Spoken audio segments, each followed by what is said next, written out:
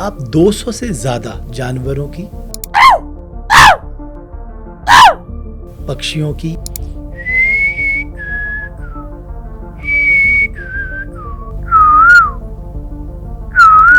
Insect की आवाज निकाल लेते हैं।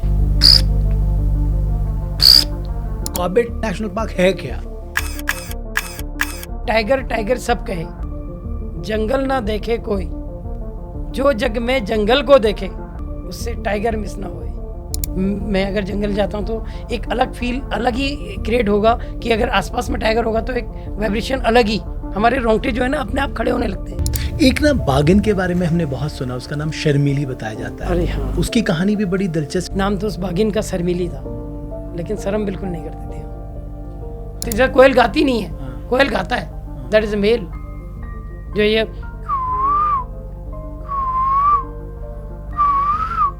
मेल है, तो वो जितना अच्छा गाएगा तो फीमेल अपने आप अट्रैक्ट उसको सेलेक्ट करेगी। अच्छा। मतलब जो खराब होगा वो रिजेक्ट है।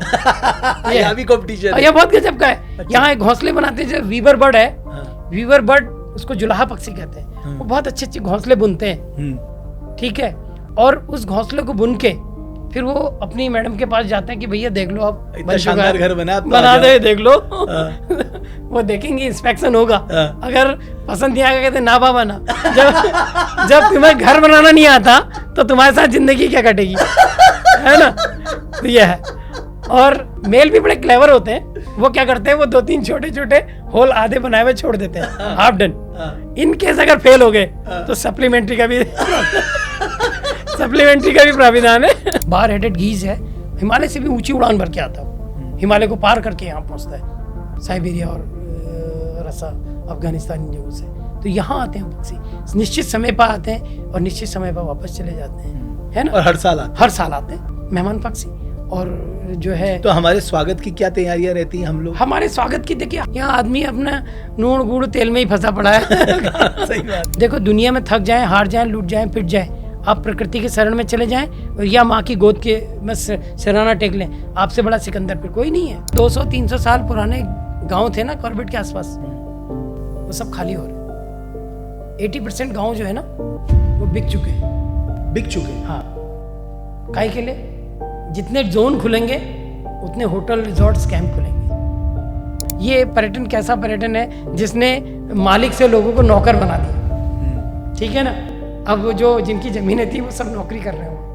जिस दिन लोग जंगल देखने के लिए आने लगेंगे ना, तो उस दिन कॉर्बेट सबके साथ बहुत अच्छा न्याय करेगा।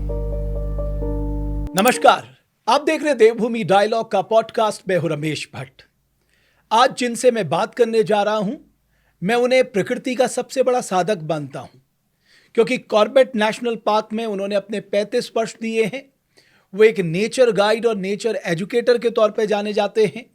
200 से ज्यादा पशु, पक्षी, इंसेक्ट्स, उनकी वो आवाज निकाल लेते हैं और वो बेहतर जानते हैं कि नेचर के साथ सानिध्य में जीने से क्या कुछ मनुष्य को प्राप्त हो सकता है।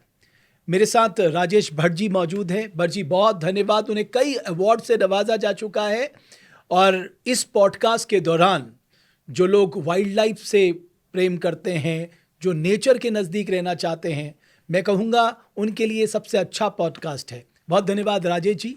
सादर आभार, धन्यवाद सर। तो मुझे ये बताइए कि शुरुआत से ही आपके जहन में था कि मुझे प्रकृति के नज़दीक रहना है, या फिर कुछ और था? या बिल्कुल सही बात है कि प्रकृति जो है वो अपने जैसे लोगों को चुनती है, अपने जिनको कि वो स्नेह करती है। वैसे तो प्रकृति सबको स्नेह करती है, लेकिन प्रकृति अपने मार्ग में जिनको चलाना चाहती है उनको पहले चुन लेती है, मुझे ऐसा लगा।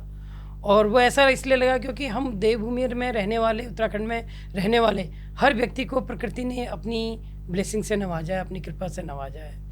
और महत्वपूर्ण यह है कि प्रकृति का सानिध्य उनको बचपन से ही मिला होता है, तो उसमें से मैं भी एक हूँ। तो मुझे भी प्रकृति से ही जो है, बचपन से ही मुझे प्रकृति का सानिध्य प्राप्त हुआ, जहाँ मैं पैदा हुआ प्रकृति के सानिध्य में, और वो जो है फिर वो रच बस सा गया मेरे। तो ये ग्रीन जर्नी आपकी कैसी रही? ये अद्भुत जर्नी है और आनंदमयी है और हमेशा ब्लेसिंग वाली जर्नी है, हमेशा ऊर्जावान करने वाली जर्नी है, क्योंकि प्रकृति माँ का सानिध्य है। और दुनिया में 2 गोद हैं, एक प्रकृति माँ की गोद, एक जन्मदायिनी माँ की गोद। इनकी शरण में, इनके अनुसरण में जो भी चला वो हमेशा ब्लेस रहा है, हमेशा उसके ऊपर प्रकृति माँ की कृपा जो है हमेशा बनी रही है। तो आपको तो सानिध्य उस जगह का मिला जो मैं कहूँगा देश का पहला नेशनल पार्क है, जहाँ से प्रोजेक्ट टाइगर की शुरुआत हुई, यानी बाघ को बचाने की शुरुआत जहाँ से हुई। मैं कहूँगा वर्ल्ड का तीसरा सबसे बड़ा नेशनल पार्क है। तो ये जर्नी कैसी रही? ये जर्नी अद्भुत इसलिए है क्योंकि विश्व का जो तीसरा national park heli national park के नाम से बना, जो वर्तमान में कॉर्बेट नेशनल पार्क के नाम से जो है जाना जाता है। और यहीं से शुरुआत हुई प्रोजेक्ट टाइगर की। 1 अप्रैल 1973 में जब भारतवर्ष में प्रोजेक्ट टाइगर लॉन्च किया गया था, बाघों के संरक्षण की जो कवायद थी, तो वो यहीं से इसका शुभारंभ हुआ था। और आज जो है इस धरती ने पूरे विश्व को बाघों के संरक्षण के लिए प्रेरित किया और उनका मार्गदर्शन किया। तो आपकी एंट्री कब हुई नेशनल पार्क में? मेरी एंट्री 89 में हुई और एक as a research worker daily basis पे मैंने कॉर्बेट राष्ट्रीय उद्यान में अपनी सेवाएं जो हैं देना शुरू की थी। और फिर 1993 से आकर जो है मैं एक प्रकृति का पथ प्रदर्शक, नेचर इंटरप्रेटर के रूप में जो है अपनी सेवाएं पार्क को और आने वाले आगंतुक पर्यटकों तक पहुंचाने लगा। तो जैसे बहुत सारे लोग, देखिए कॉर्बेट नेशनल पार्क दिमाग में आते ही आता है कि साहब हमें बाघ देखना है। जी जी। तो कॉर्बेट नेशनल पार्क को आप किस तरह से डिस्क्राइब करेंगे कि बाघ तो है ही, खैर बाघ के लिए तो है ही, बाघ के संरक्षण के लिए तो देश दुनिया में मशहूर है, लेकिन कॉर्बेट नेशनल पार्क है क्या? सही मायने में देखिए बहुत अद्भुत बात यह है कि लोग छोटे से क्वांटम में फंस जाते हैं बाघ, जबकि कॉर्बेट पार्क का एक छोटा सा हिस्सा है बाघ। कॉर्बेट पार्क में तो इतना अथाह है कि जहाँ हिमालय की श्रृंखलाएं हैं, जहाँ शिवालिक की श्रृंखलाएं हैं, जहाँ तराई के घास के मैदान हैं, है ना, जहाँ पर 5 नदियों का संगम है। 5 नदियाँ हैं? 5 नदियाँ हैं। रामगंगा तो, और रामगंगा मुख्य नदी है, उसमें प्लेन नदी है, सोना नदी है, और इसके अलावा जो है उसके बगल से एक और नदी आती है लोकल, तड़ी नदी बोलते हैं उसको, वो है। तो ऐसी 5 नदियां जो हैं मिलकर एक संगम बनाती हैं और वो जो है रामगंगा नदी में सब समाती हैं। और रामगंगा जो है पार्क के अंदर विराम करती है, जहाँ पर 88 स्क्वायर किलोमीटर का एक बहुत बड़ा जलाशय रामगंगा रिजर्वायर के नाम से है, जो सस्टेनेबल डेवलपमेंट्स के लिए यूज होता है, जिसमें हाइड्रो इलेक्ट्रिक प्रोजेक्ट भी है, वाटर कंजर्वेशन भी है, फिश कंजर्वेशन के लिए भी है, और इरिगेशन भी है, और जीवनदायिनी नदी है पूरे कॉर्बेट पार्क के लिए, रामगंगा नदी। तो ये जो 35-36 वर्षों का आपका जो आपकी ग्रीन जर्नी रही है, तो ये तो बड़ी रोमांचकारी होगी साहब, जिसमें वाइल्ड लाइफ का रोमांच होगा, नेचर का अपना सानिध्य होगा, तितलियों की अपनी सुंदरता होगी, पक्षियों की अपनी चहचहाहट होगी। ये अद्भुत इसलिए है क्योंकि ये सारी दुनिया के जो सुख प्रदाता जीव हैं वो सब यहाँ हैं। सुख प्रदाता कैसे? सुख प्रदाता इसलिए क्योंकि भाई तितलियों को देखने का अपना सुख है, अपना आनंद है ना। जब बचपन में हम अपने आप को लेके जाते हैं तो तितलियों के पीछे जो डगर थी हमारी, उसको दौड़कर पकड़ पाने की जो चाहत थी, है ना, चिड़ियों की जो चहचहाहट थी, वो भी बड़ा उद्वेलित करती थी।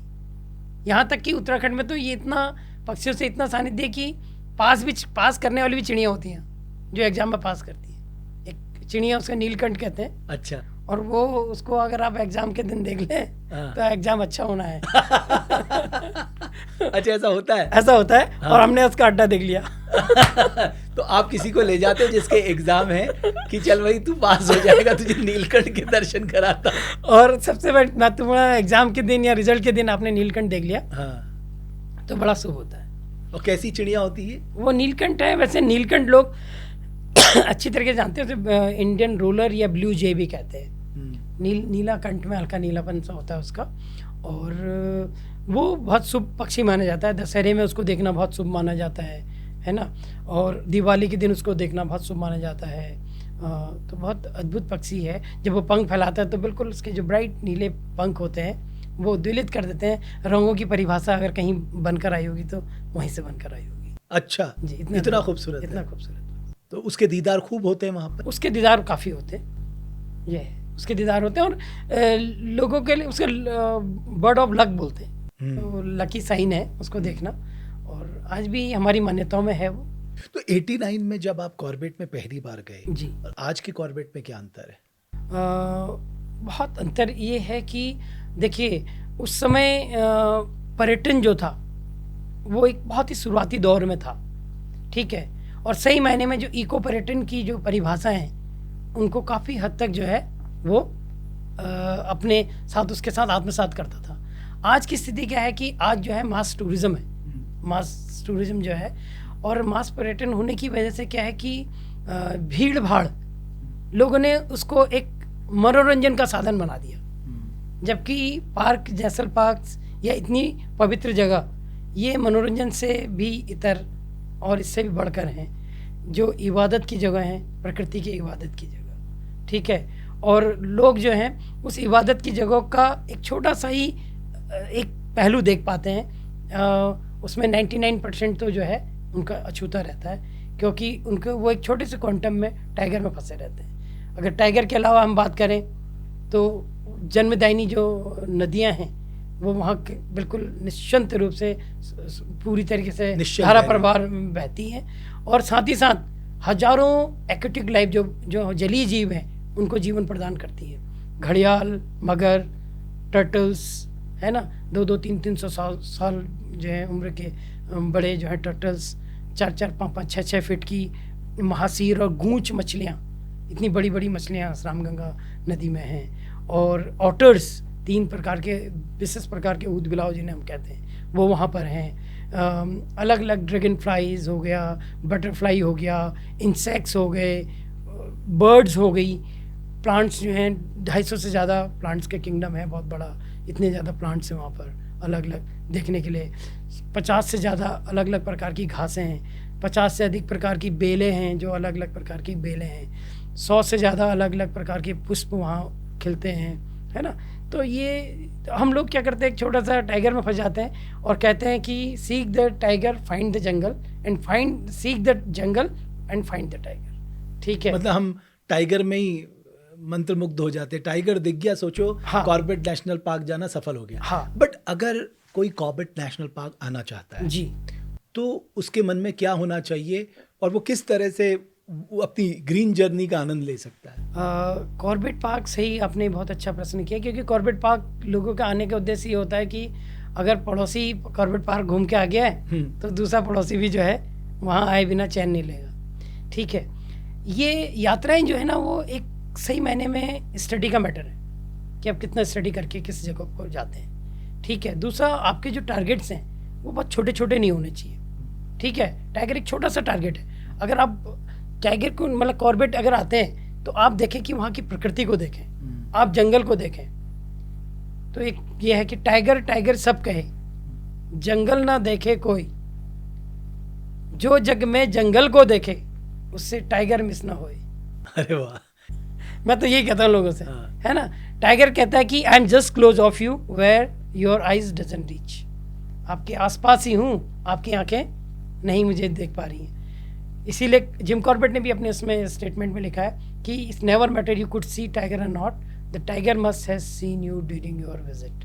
आपकी यात्रा के अनुरूप में जो है उसने इस दरमियान आपको कहीं ना कहीं जरूर देख लिया है, ठीक है। तो टाइगर तो वहाँ एक छोटा सा अट्रैक्शन है, और tiger and jungle growths together, ठीक है, ये साथ ही जो है चलते हैं। बिकॉज वो फूड चेन के सबसे टॉप में बैठा है। बिल्कुल। बोलते हैं जिस किंगडम में टाइगर फ्लरिश कर रहा है, हाँ, डाउन द लाइन जितनी भी स्पीसीज है वो सब फ्लरिश कर रही होती है। एग्जैक्टली। क्या होता है जरा बताइए ना, कि इसका हमने सुना है ये स्टेटमेंट, लेकिन आप थोड़ा विस्तार से बताइए। ये है ना, देखिए टाइगर जो है ना फूड चेन का कंट्रोलर है ना, और एक सदृढ़ और एक मजबूत जो फूड चेन है उसमें टाइगर का बहुत बड़ा रोल है, ठीक है। जहाँ पर कि वो टाइगर अपने सारे जो जीव हैं उसके नीचे जो उसकी पिरामिड में आते हैं उन सब के साथ न्याय तभी हो पाता है जब उनका कंट्रोलर बहुत अच्छा हो, है ना। और ये प्रकृति का कंट्रोलर है, प्रकृति ने उसको ये मादा दिया है कि वो प्रकृति में रहकर जो है अपने सारे जीवों को के साथ अच्छा न्याय कर पाए।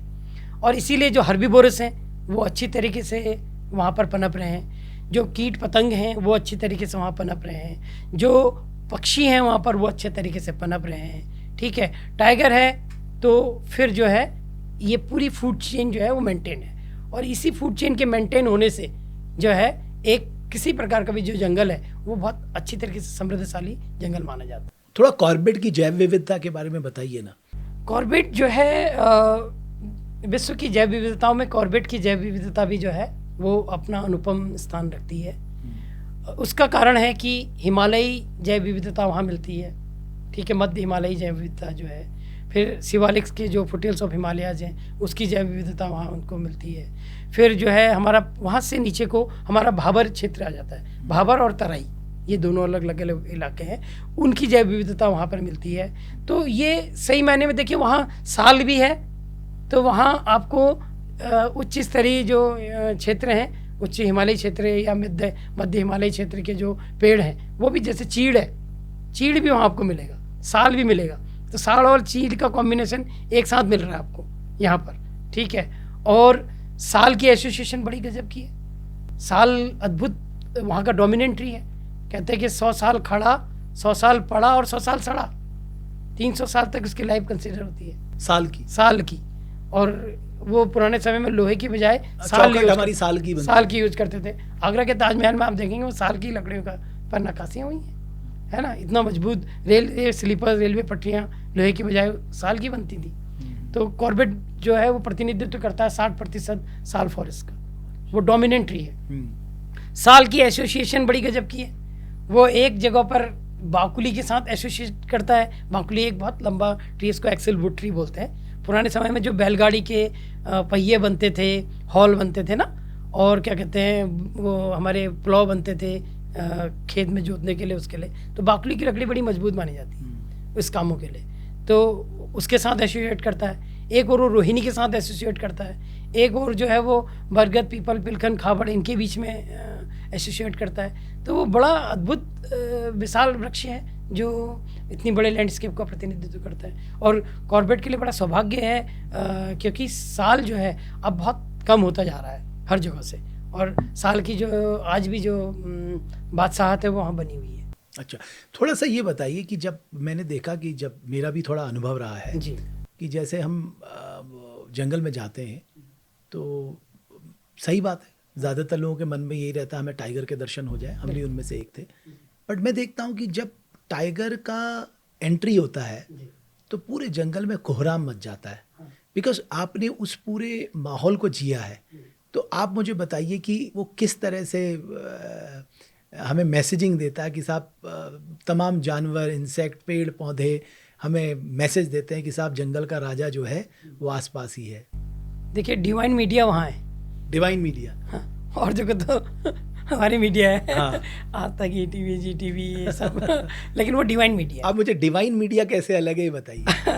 डिवाइन मीडिया इसलिए कहा मैंने इसको कि ये प्रकृति ने इसको ऐसे रचा बसा है कि प्रकृति की अपनी एक बहुत अद्भुत भाषा है, वही डिवाइन मीडिया है। Nature has its own distinct language, और वो लैंग्वेज जो है वो हमें हर तरीके से, हमें भी और वन्य जीवों को भी आगाह करते रहती है कि अगले पल क्या होने वाला है। अच्छा। हाँ, और जब आप इसमें जितना रमते हैं, जितना डूबते हैं, है ना, जिन ढूंढा तिन पाइयाँ गहरे पानी बैठी, और मैं बपुरन डरा रहा किनारे बैठी।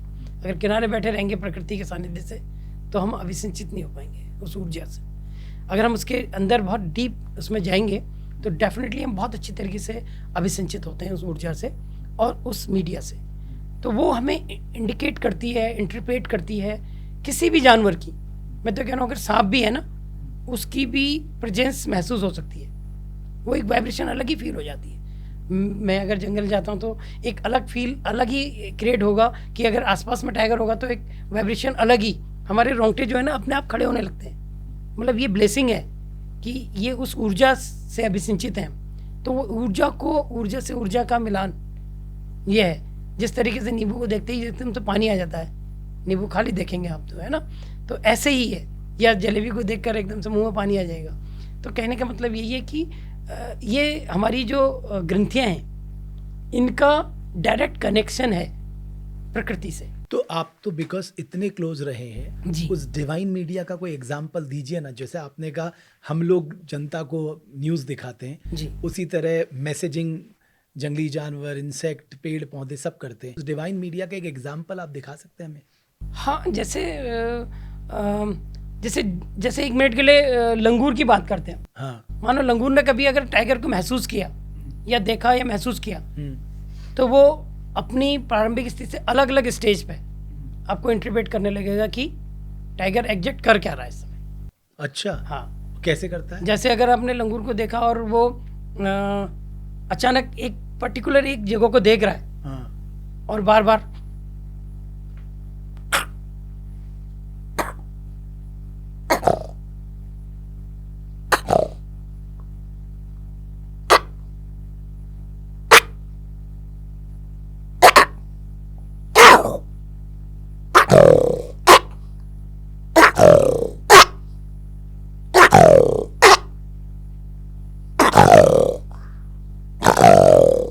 इसका मतलब है कि वो चल रहा है, मूवमेंट में है। अच्छा, टाइगर मूवमेंट में, ये उसकी मैसेजिंग है। स्टार्टिंग में अगर वो देखेगा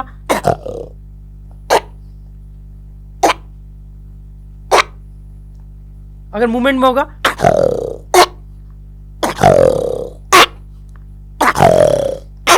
इस तरीके से करेगा। अच्छा। तो बता देता है एग्जैक्ट कि वो मूवमेंट में है या बैठा हुआ है। क्योंकि मुझे याद है कि जब हमने डॉक्यूमेंट्री बनाई थी तो टाइगर से पहले डियर ने हमें मैसेजिंग की थी। हाँ। वो बड़ा अद्भुत था, मतलब पूरा ऐसा था कि डियर, जैसे स्पॉटेड डियर है वो करेगा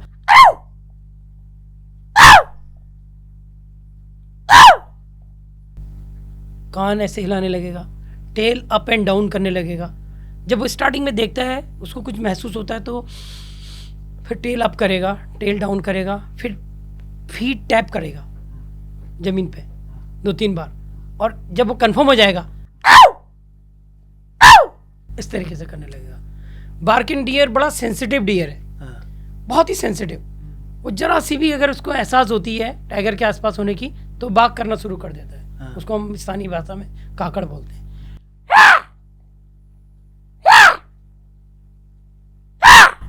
इस तरीके से करने लगता है। अच्छा। तो वो इंटरप्रिटेशन है उसका।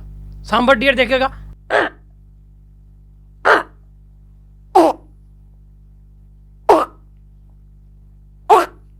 इस तरीके से करेगा। तो वो सब एक दूसरे को जो है अलर्ट कर देते हैं। हाँ, और मॉन्कीज में भी मैंने देखा बिल्कुल हाँ। कोराम मच जाता हाँ, है। मंकी में। और वो जो दूसरा है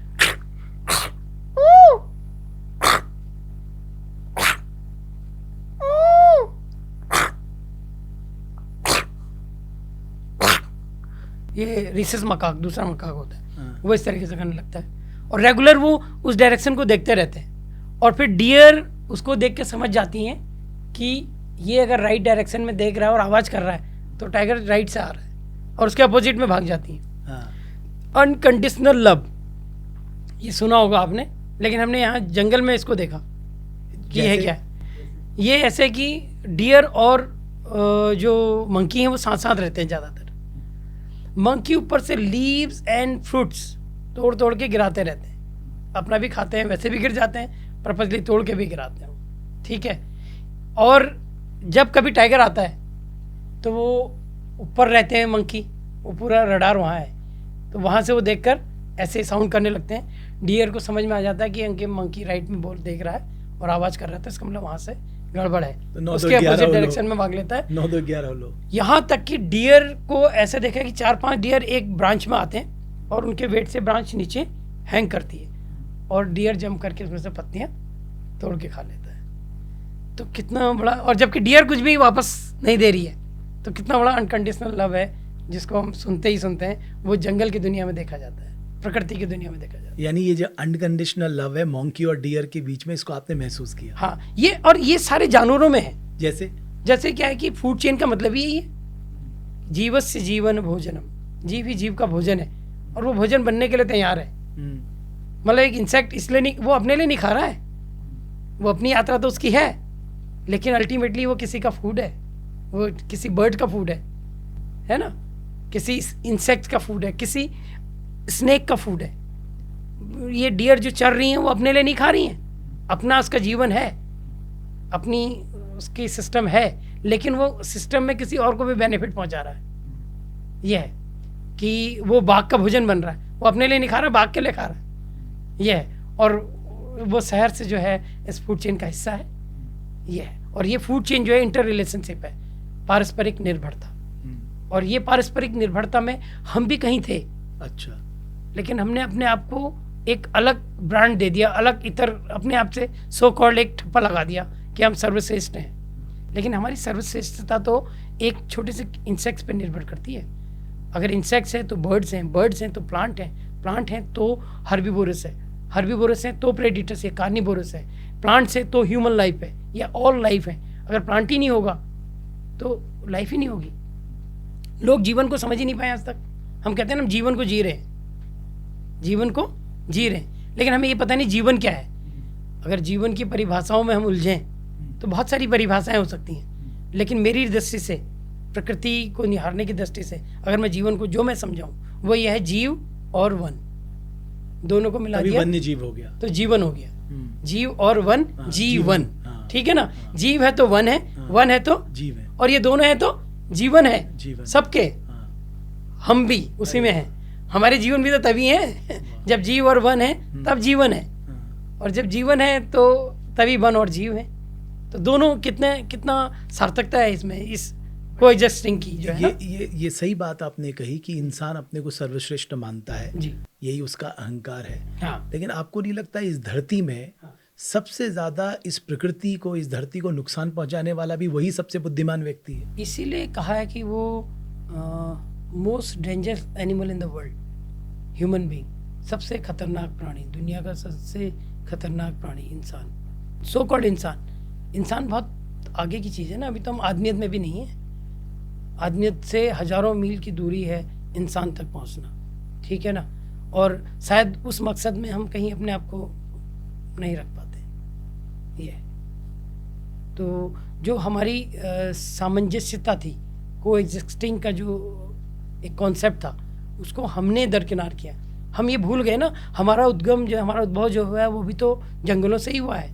हम कोई अलग प्लेनेट से थोड़ी आए, यह है ना। हमारा भी तो, हम भी तो वहीं से विकास के क्रम में, हमने उसी विकास के क्रम से हम यहाँ तक पहुँचे हैं। ये यात्रा हमारी जो है ना। और हमने उसके बाद जब हम विकास कर गए तो हमने उनको जो है एक अलग मादे में डाल दिया और अपने आप को एक अलग चैम्बर में डाल दिया, और उसके और हमारे बीच की जो वो खाई आज बनी है, और वो मानव वन्य जीव संघर्ष के रूप लेती जा रही है। वो मानव वन्य जीव संघर्ष के रूप भी ले रही है, और वो आदमी को आदमियत से भी खत्म कर रही है।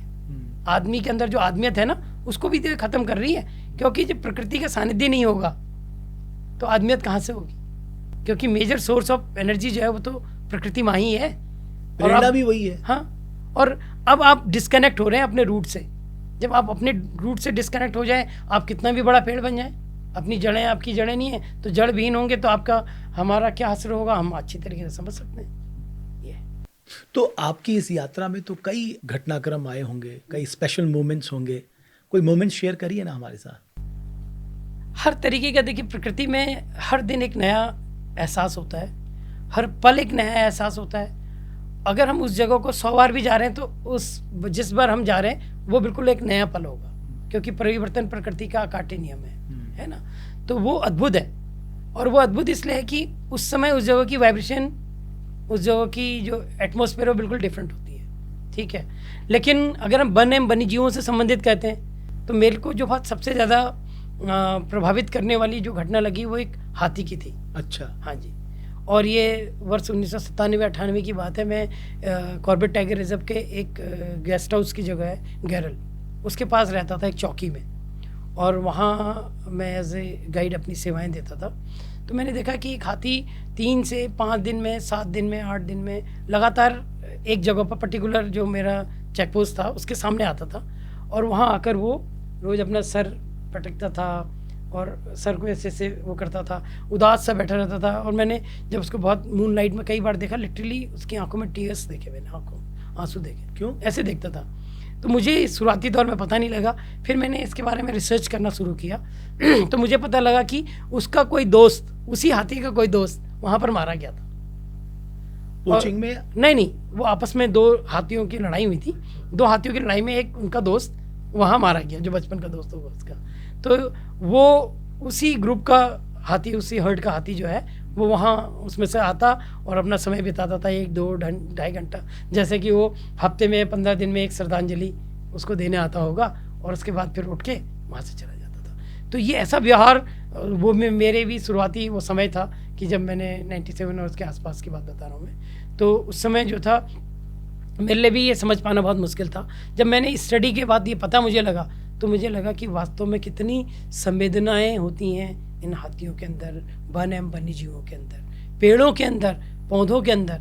ये तो आप महसूस कर सकते हैं, लिटरली महसूस कर सकते हैं। 10 दिन आप किसी भी पौधे के पास जाएं, 20 दिन आप किसी पौधे के पास जाएं, उसे टच करें, फील करें, हग करें, उससे बातें करें, और 15 दिन के बाद आप देखेंगे कि लिटरली उस प्लांट्स की जो टैक्सोनॉमी है वो चेंज होगी, उसकी जो बिहेवियर है, उसकी जो आप उद्वेलित होता हुआ देखेंगे, उसको बिल्कुल उद्वेलित होता हुआ देखेंगे, आपको जैसे ही फील करेगा।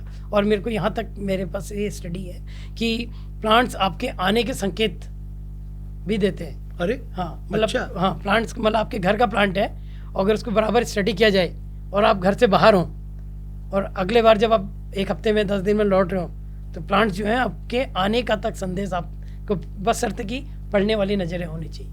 आपके साथ हुआ कुछ? हमने कई बार देखा, हमने कई बार महसूस किया। एक बरगू दादा का पेड़ था, जिस बरगू दादा के पेड़ के पास जो है मैं जब भी आज भी मैं जब भी जाता हूँ उस बरगू दादा के पेड़ के पास, वो झरना के पास है, झरना में के बिल्कुल गेस्ट हाउस पे है, और मैं जाता हूँ, मैं हक करता हूँ, मैं प्रणाम करता हूँ, मैं उसे बरगू दादा की ओर से जो है संबोधित करते हुए उससे बातचीत करता हूँ, मैं बैठता हूँ, वो लहलाता हुआ दिखता है ना।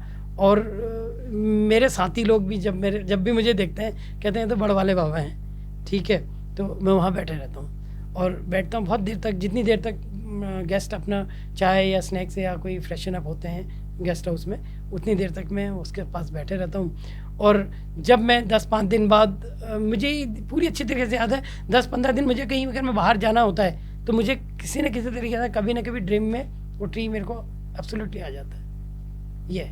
ये उसकी ब्लेसिंग है, और मेरे को तो बड़ा अद्भुत लगता है। मुझे ऐसा लगता है कि मेरे जो है साक्षात दादा उसमें समाये हुए। एक ना बागिन के बारे में हमने बहुत सुना, उसका नाम शर्मीली बताया जाता है। अरे हाँ, उसकी कहानी भी बड़ी दिलचस्प है, आप बताइए ना हमारे दर्शकों को। जी, देखिए, बाघों की संवेदनाओं पर आधारित है ये भी घटना, बड़ी अद्भुत घटना जो मैंने स्टडी की।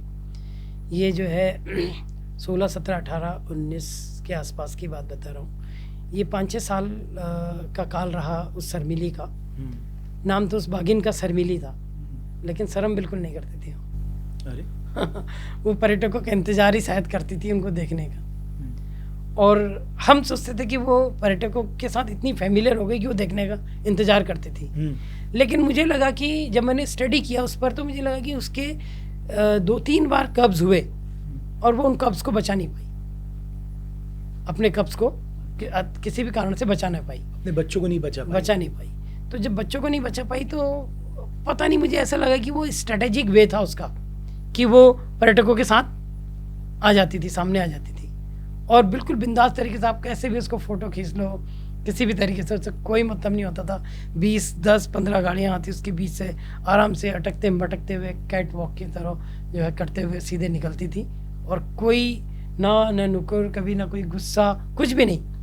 और ये मुझे लगा कि ये 3-4 साल इसलिए किया उसने कि ये स्ट्रेटेजिक वे पर उसने अपने 3 बच्चों को जो है प्रोटेक्शन के लिए लोगों को डिस्ट्रैक्ट किया, और सारा ध्यान जो है अपने ऊपर ड्रॉ किया, और बच्चों को छुपा के रखती थी, और ऐसी जगह छुपा के रखती थी कि मेल की नज़र से भी बचे, क्योंकि मेल जो टाइगर होते हैं अपने बच्चों को अमून मार देते हैं। अच्छा। हाँ, तो उसके लिए बड़ा स्ट्रेस था, और ऐसे में ये बहुत बड़ा स्किल था उस टाइग्रेस का कि यूजली जब बच्चे होते हैं टाइग्रेस के पास तो वो बहुत स्ट्रेस में होती है। उसको स्ट्रेस होता है सबसे बड़ा अपने बच्चों के लालन पालन का, उसको स्ट्रेस होता है उनकी रक्षा का, उनकी सुरक्षा का, उसको स्ट्रेस होता है उनके लिए फूड लाने का, उसको स्ट्रेस होता है अपने आप के लिए फूड लाने का, अपना इंतजाम करना है खाने का, बच्चों का इंतजाम करना है, अपने आप को टाइगर से बचा के रखना है, क्योंकि मेल डेफिनेटली चाहता है कि वो रीब्रीड करे, और इसीलिए बच्चों को मारने की कोशिश करते हैं, ठीक है ना।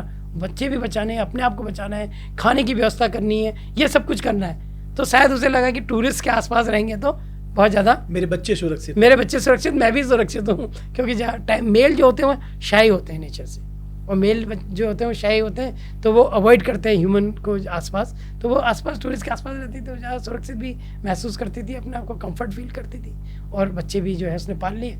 उसके बाद अब वो नहीं रही, तो बड़ी अद्भुत बच्चे हैं उसके, लेकिन उसका इम्पैक्ट बहुत बड़ा अद्भुत था। जो मैंने उसमें फिर स्टडी किया, तो उसके बाद उसके बच्चों को, जैसे कि माँ जाते समय ये कह गई हो या सीख दे गई हो कि पर्यटकों से सावधान, और वो 4-5 साल तक बिजरानी बिल्कुल बहुत पुअर साइटिंग में आ गया, बहुत ही पुअरेस्ट साइटिंग थी बिजरानी जोन में। जबकि हमने जब अपनी डॉक्यूमेंट्री बनाई थी, हमें 3 टाइगर एक ही दिन में दिखे, वो बिजरानी में ही दिखे। हाँ, बिजरानी का जो एरिया है ना, मतलब टाइगर साइटिंग के लिए बहुत यूनिक है।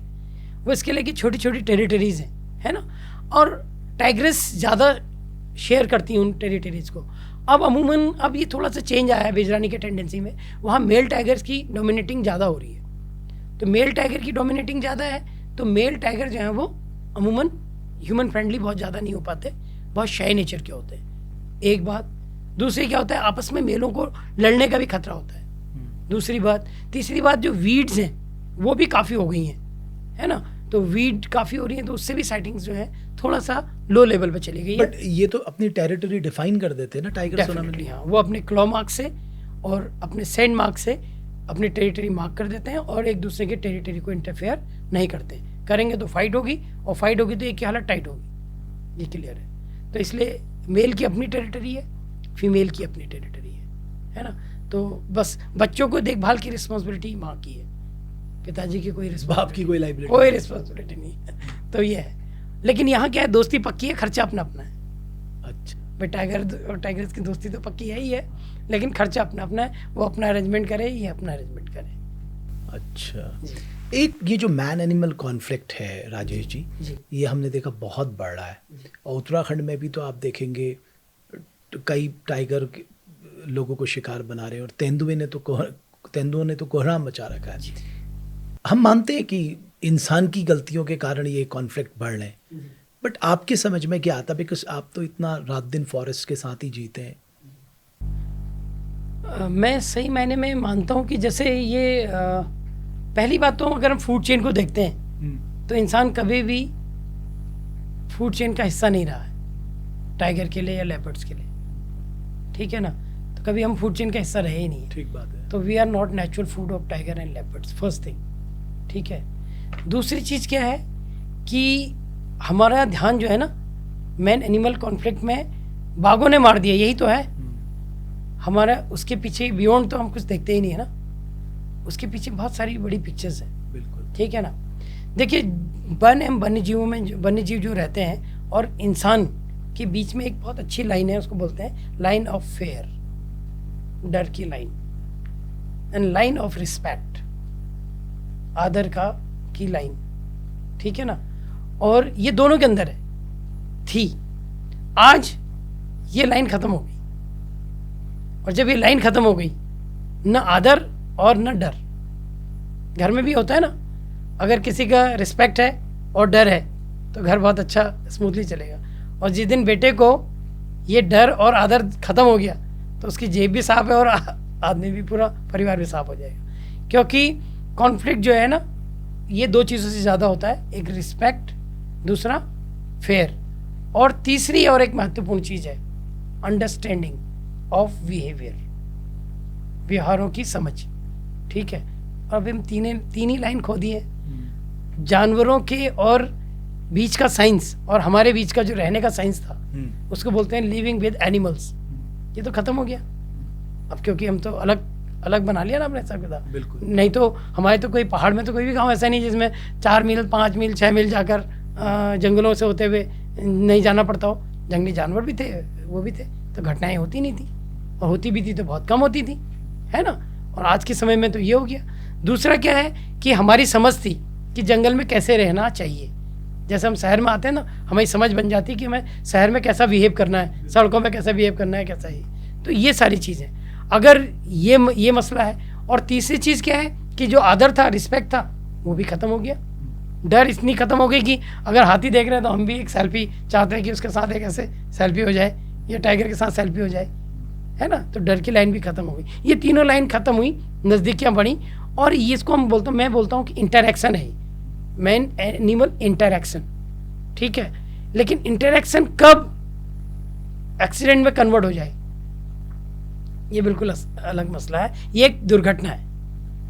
इंटरेक्शन तो होते रहता है और सदियों से था, है और होता रहेगा, लेकिन एक्सीडेंट्स में कन्वर्ट होना वो फिर एक अलग तरीके की कंडीशन है। उस कंडीशन में बाघ की अपनी मजबूरी हो सकती है, बाघ की अपनी डर हो सकती है, बाघ के दांत जो होते हैं, शिकारी दांत, कैनाइंस, वो टूटे हुए हो सकते हैं, बाघ बूढ़ा हो सकता है, बाघ बीमार हो सकता है, मादा बाघिन हो सकती है जिसके बच्चे हों, बहुत स्ट्रेस में हो सकती है, ठीक है ना। और कोई भी स्ट्रेस अगर उसके अंदर है इन चीज़ों में से, तो वो स्ट्रेस कहीं ना कहीं रिलीज होगा, तभी एक इंटरेक्शन एक एक्सीडेंट में कन्वर्ट होगा, जिसको हम कॉन्फ्लिक्ट कह देते हैं, ठीक है ना। तो कॉन्फ्लिक्ट नाम की कोई ऐसी चीज़ नहीं है, लेकिन ये एक महज दुर्घटना मात्र है। और इसमें हमारा फोकस बाघ पे रहता है, हमारा अपने पर फोकस बिल्कुल भी नहीं रहता है। तो मैं इसका तो बहुत साधारण सा उपाय है कि shift the focus rather focusing on tiger. अपने बिहेवियर पे देखें ना, जब रात को 10-11 बजे हम जंगलों में जा रहे हैं या जंगल के किनारे पे बार सजा कर पी रहे हैं, जबरदस्ती ये सारी चीज़ें ऐसी हो रही हैं, तो उनसे क्या है कि दुर्घटनाएं बढ़ रही हैं, और ये सामान्य सी जो घटनाएं हैं वो दुर्घटनाएं में कन्वर्ट हो रही हैं। इसी से मैन एनिमल कॉन्फ्लिक्ट राइज हो रहा है। एक और बहस छिड़ी है, स्थापित बनाम विस्थापित जी, ये एक बड़ी सीरियस कंसर्न है। हाँ जी। तो हम इसे एड्रेस क्यों नहीं कर पा रहे? सही मायने में इसको एड्रेस करने में कहीं ना कहीं पॉलिटिकल विल की कमी मानता हूँ मैं, तो ये है, क्योंकि अभी हमारे जो रूट्स है ना, वो मतलब जो हमारी जर्नी के रूट हैं वो हमें कन्फ्यूजन में, हमें सही मॉडल ही नहीं पता है। थोड़ा बता दीजिए, मैंने जो बोला ना स्थापित बनाम क्योंकि मैंने वर्ड्स बोले, लेकिन आप वो कहानी बता दीजिए। अच्छा, ये ऐसा स्थापित बनाम विस्थापित, ये कह रहा हूँ कि देखिए, जो 200-300 साल पुराने गांव थे ना कॉर्बेट के आसपास, वो सब खाली हो रहे। 80% गांव जो है ना वो बिक चुके हैं। हाँ, काहे के लिए? जितने जोन खुलेंगे उतने होटल, रिजॉर्ट्स, कैंप खुलेंगे, और सब बाहर के लोग हैं। और सब बाहर के लोग जो हैं इन्वेस्ट करते हैं। ऑब्वियस है, जिनको इन्वेस्ट करने की अपॉर्चुनिटीज है, कोई भी कर सकता है, बिल्कुल करना भी चाहिए। तो अब वो जो लोग वहाँ से जुड़े हुए थे, जो 200-300-400 साल पुरानी की वसासत थी, वो सब कम होती चली गई। जब वो कम होती चली गई तो वो लोग तो वहाँ से छोड़ के चले गए, दूसरी जगह विस्थापित हो गए, ठीक है। ये वो मजबूर हो गए विस्थापित होने के लिए। आज कई घर ऐसे इसलिए छोड़ रहे हैं क्योंकि चारों तरफ तो होटल से घिर गए हो, इधर से डीजे का शोर है, इधर से कूड़ा करकट है, इधर से लोग हैं, लोगों की नजरें हैं, है ना, एक सांस्कृतिक प्रदूषण है अलग तरीके का, ठीक है। तो लोग जो रह रहा है वो कंफर्टेबल फील नहीं कर रहा है, उसको मजबूरी में वहाँ से जाना पड़ रहा है। उसके 4 भाइयों ने तो उसकी चारों जगहों की, चारों तरफ की ज़मीन बेच दी है। अब हर दिन उसको किसी न किसी तरीके के प्रेशर फील करना पड़ता है, तो वो तो विस्थापित हो रहा है, और बाहर से लोग स्थापित हो रहे हैं। हम ये कवायद में लगे हैं कि कॉर्बेट के से सटे हुए गाँवों को विस्थापित करो। हम ये तो कह रहे हैं, लेकिन हम ये कहाँ कह रहे हैं कि ये होटल स्थापित करो। 200 कमरे का, 300 कमरे का कॉर्बेट के लैंडस्केप में 200, 300 कमरे के, 100 कमरे के, 60 कमरे के, 80 कमरों के होटल रिजॉर्ट्स की वानिकी जो है वो लगातार बढ़ते जा रही है। हर हफ्ते आप जाएंगे एक नया बोर्ड मिलेगा आपको, हर हफ्ते जाएंगे एक नया रिजॉर्ट, नया कैंप, नया गेस्ट हाउस मिलेगा, ठीक है ना। तो ये क्या है, ये स्थापित हो रहे हैं और एक और विस्थापित हो रहे हैं। ये तो पूरी बायोडाइवर्सिटी, टाइगर और जितने भी हमारे वन्य जीव है, सबके लिए एक तरह की खतरे की घंटी है, सबको डिस्टर्बेंस हो रहा है। बिल्कुल, ये हमारा नेचुरल एंड कल्चर जो रिसोर्सेज थे उस पर एक बहुत बड़ा प्रश्न चिन्ह है, ठीक है ना। और मैं इसलिए इसको प्रश्न चिन्ह मानता हूँ। अब लोगों की अलग अलग मान्यताएं हैं अपना, लेकिन मेरा व्यक्तिगत विचार है कि ये बहुत बड़ा प्रश्न चिन्ह इसलिए है क्योंकि वो हमारी प्रकृति और हमारी संस्कृति, ये दोनों को ही बेस बनाकर उसकी बुनियाद पर ये विकास का क्रम या विकास का खेल है।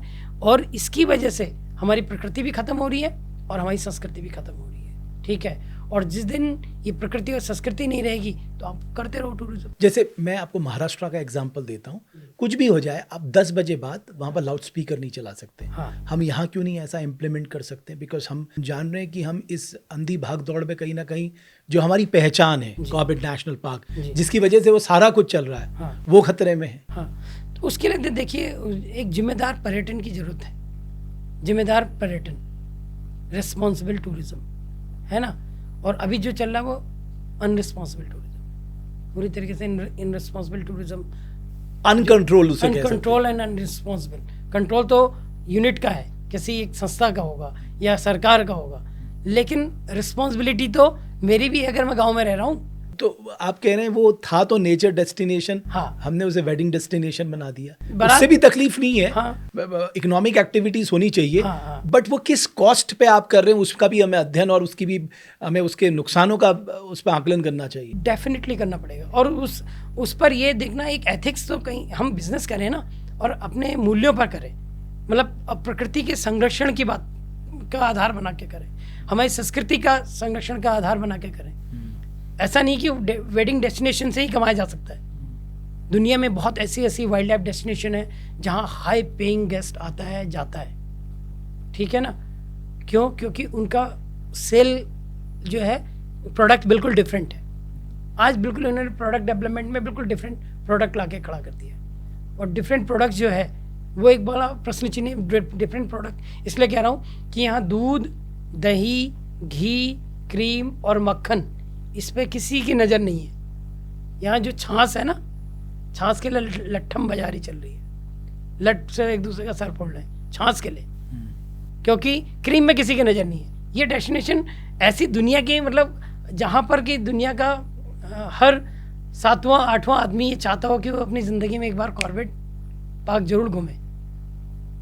अगर ऐसा इतना अद्भुत पार्क है कि लोगों के, मतलब विदेशियों के भी दिमाग में रहता है कि वो पार्क जो है एक बार कॉर्बेट अपने जीवन में घूमे, ऐसी डेस्टिनेशन है। और वहाँ पर इन चीज़ों को हटकर आप ऐसी एक्टिविटीज़ आपने क्रिएट करनी शुरू कर दी वहाँ कि ये जो है बिल्कुल तरीके से इनरिस्पॉन्सिबल है। और क्या कहते हैं, आप पर्यटन कर रहे हैं, अच्छी बात है, अर्न कर रहे हैं, अच्छी बात है, लोकल लोगों को रोज़गार मिल रहा है, अच्छी बात है, ठीक है ना। लेकिन लोकल लोगों का जो सेंस ऑफ ओनरशिप है वो ख़त्म हो गया। लोकल लोगों का जो एक एम्पावरमेंट था वो ख़त्म हो गया, है ना। जो ये पर्यटन कैसा पर्यटन है जिसने मालिक से लोगों को नौकर बना दिया, ठीक है ना। अब वो जो जिनकी ज़मीनें थी वो सब नौकरी कर रहे हैं वहाँ, कोई वहाँ पर गार्ड बना हुआ है, कोई हाउसकीपिंग में, कोई बर्तन मलने में लगा है, पहले वो ज़मीनों के मालिक थे वहाँ। तो पर्यटन सेज या बिकाओ। हाँ, तो भूमिधर जो था भूमि बेघर हो गया। बेघर हो गया, तो ये वही चिंता है जो लैंड लॉ अभी हम मांग रहे हैं, जी, उसी की तो बात कह रहे हैं। एक तरह से मैं देखूं कि ये जो टाइगर सफारी के नाम पे बहुत सारी जिप्सियां हम जंगल के अंदर भेज देते हैं, क्योंकि टाइगर को भी, उसका भी अपना एक निजी जीवन है ना। वो भी अपने उसकी भी राइट टू प्राइवेसी है। मैं कहूँगा केवल संविधान ने हमें ही राइट टू प्राइवेसी नहीं दिया, उसके भी मतलब प्रकृति ने तो उसे भी राइट टू प्राइवेसी दिया, लेकिन तो हम उसमें बहुत एनक्रोच कर रहे हैं, मुझे लगता है। मतलब अगर मैं देखता हूँ कि एक वीडियो में देख रहा था कि एक टाइगर किसी नदी के किनारे है और चारों ओर से उसे गाड़ियों ने घेर लिया है, सफारीज ने घेर लिया है। तो अब साहब वो जाए तो जाए कहाँ, बिकॉज सारे रास्ते तो ब्लॉक कर दिए। तो ये जो ब्लॉकिंग ऑफ कॉरिडोर है, आपको लगता है कि ये जो हमारा डिपार्टमेंट ऑफ फॉरेस्ट है या हमारा वाइल्ड लाइफ इंस्टीट्यूट है, इन सबको लगातार ये अध्ययन करना होगा कि साहब देखिए, एक प्रोजेक्ट टाइगर के लिए हम लाखों करोड़ों रुपए आज तक खर्च कर चुके हैं। इतनी बड़ी एरिया को हमने सेंचुरी बनाया है, वहाँ पर हमने स्ट्रिक्ट नॉर्म्स अप्लाई किए हैं, सिर्फ इसलिए क्योंकि हम जानते थे कि फूड चेन की सबसे टॉप पे टाइगर बैठा है। मतलब टाइगर अगर सेफ है तो डाउन द लाइन सब लोग ठीक ठाक हैं। लेकिन आज हम उसका उल्टा काम कर रहे हैं, तो हमें इन अध्ययनों से सबक लेते हुए अपनी पॉलिसी चेंजेस भी करनी पड़ेंगी। बिल्कुल, इनमें कुछ ना कुछ इनिशिएट तो जरूर करना पड़ेगा, और it's a right time to take some initiative. अगर इस समय हम पहल नहीं करेंगे तो बहुत देर हो चुकी होगी। देखिए, अब आए दिन आप ये देखिए, हर महीने एवरेजली हर महीने कोई ना कोई घटना इन अराउंड कॉर्बेट हो रही है, ठीक है ना, मानव वन्य जीव संघर्ष की। ठीक, ये सब क्या है, किसी न किसी तरीके का स्ट्रेस है एनिमल का। एनिमल भी अपने बिहेवियर बदल रहे हैं, ठीक है, तो उसी के अकॉर्डिंगली हमें भी अपने बिहेवियर्स को थोड़ा सा जो है चेंज करना। बट उन लोगों को सेंसिटाइज करने की ज़रूरत है, अवेयर करने की बिल्कुल ज़रूरत है, एजुकेट करने की ज़रूरत है। हम क्या कर रहे हैं इसके लिए? हाँ, देखिए, हम टाइगर को तो पढ़ा नहीं सकते, हम जानवरों को नहीं पढ़ा सकते, उन्हें प्रकृति ने ऑलरेडी पढ़ा रखा है। हाँ, हम उनके इसलिए स्कूल नहीं खोल सकते, हम उनके बिहेवियर लेकिन उन्होंने लक्ष्मण रेखा कभी नहीं नागी। हाँ, नहीं नागी, इसलिए नहीं नागी क्योंकि प्रकृति के सानिध्य में उनको एक लाइन का पता है कि उसकी हद कहाँ तक है ना। इसको छोड़कर कि एक मजबूरी या कोई अपवाद के रूप में कोई मजबूरी कभी उत्पन्न हुई है तो वो अलग बात है ना। नहीं तो अगर सामान्य उसमें देखेंगे तो हमारे तो लगभग 90% गांव जो हैं पहाड़ों के, वो सब जंगलों के बीच में ही है ना। चारों तरफ कहीं ना कहीं अब जाके ये पिछले लास्ट डेकेड या 2 डेकेड्स में सड़कें गई हैं, नहीं तो सब तो जंगल ही थे।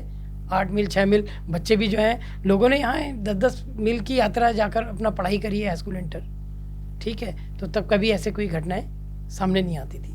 अब परिवर्तन तो हो रहा है व्यवहार में परिवर्तन को हमें स्वीकार करते हुए अपने व्यवहारों को बदलना होगा।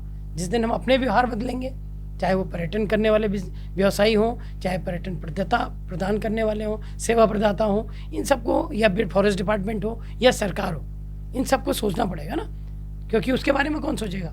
उनको तो वोटिंग राइट तो है ही नहीं। उनके बारे में अगर उनको वोटिंग राइट होते तो उनके बारे में कोई पार्टी उनके बारे में सोच लेती।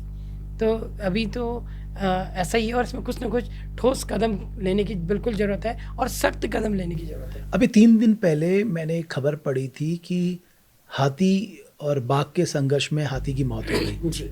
तो मतलब मेरे को तो इतनी जानकारी नहीं है, लेकिन मैं बड़ा अचरज हुआ कि हाथी विशालकाय है तो टाइगर ने कैसे उस पर हमला कर दिया।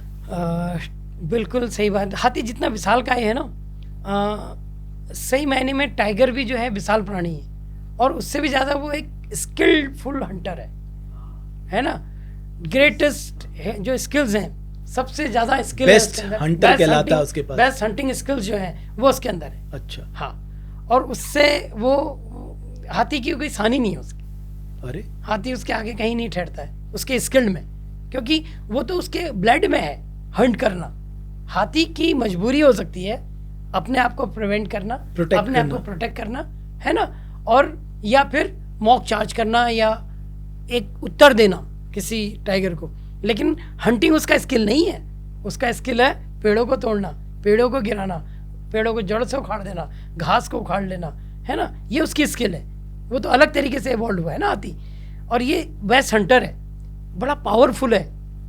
पावर भी उसके जो पंजे का पावर है ना, वो बड़ा गजब का पावर है। एक पंजा अगर मारता है वो हाथी की सूंड में, तो जैसे लौकी होती है ना, घिया, वो ऐसे लौकी काट दो आधी, ऐसे लटका हुआ देखा हमने हाथी का। हाथी की सूंड ऐसे पंजा मार के ऐसी लटकी हुई है, इतना बड़ा उसके अंदर गड्ढा सा, ऐसा देखा। एक पंजे में इतना पावरफुल होता है, और उसकी टूल जो है वो उसकी बिगेस्ट टूल है हाथी की, सूंड।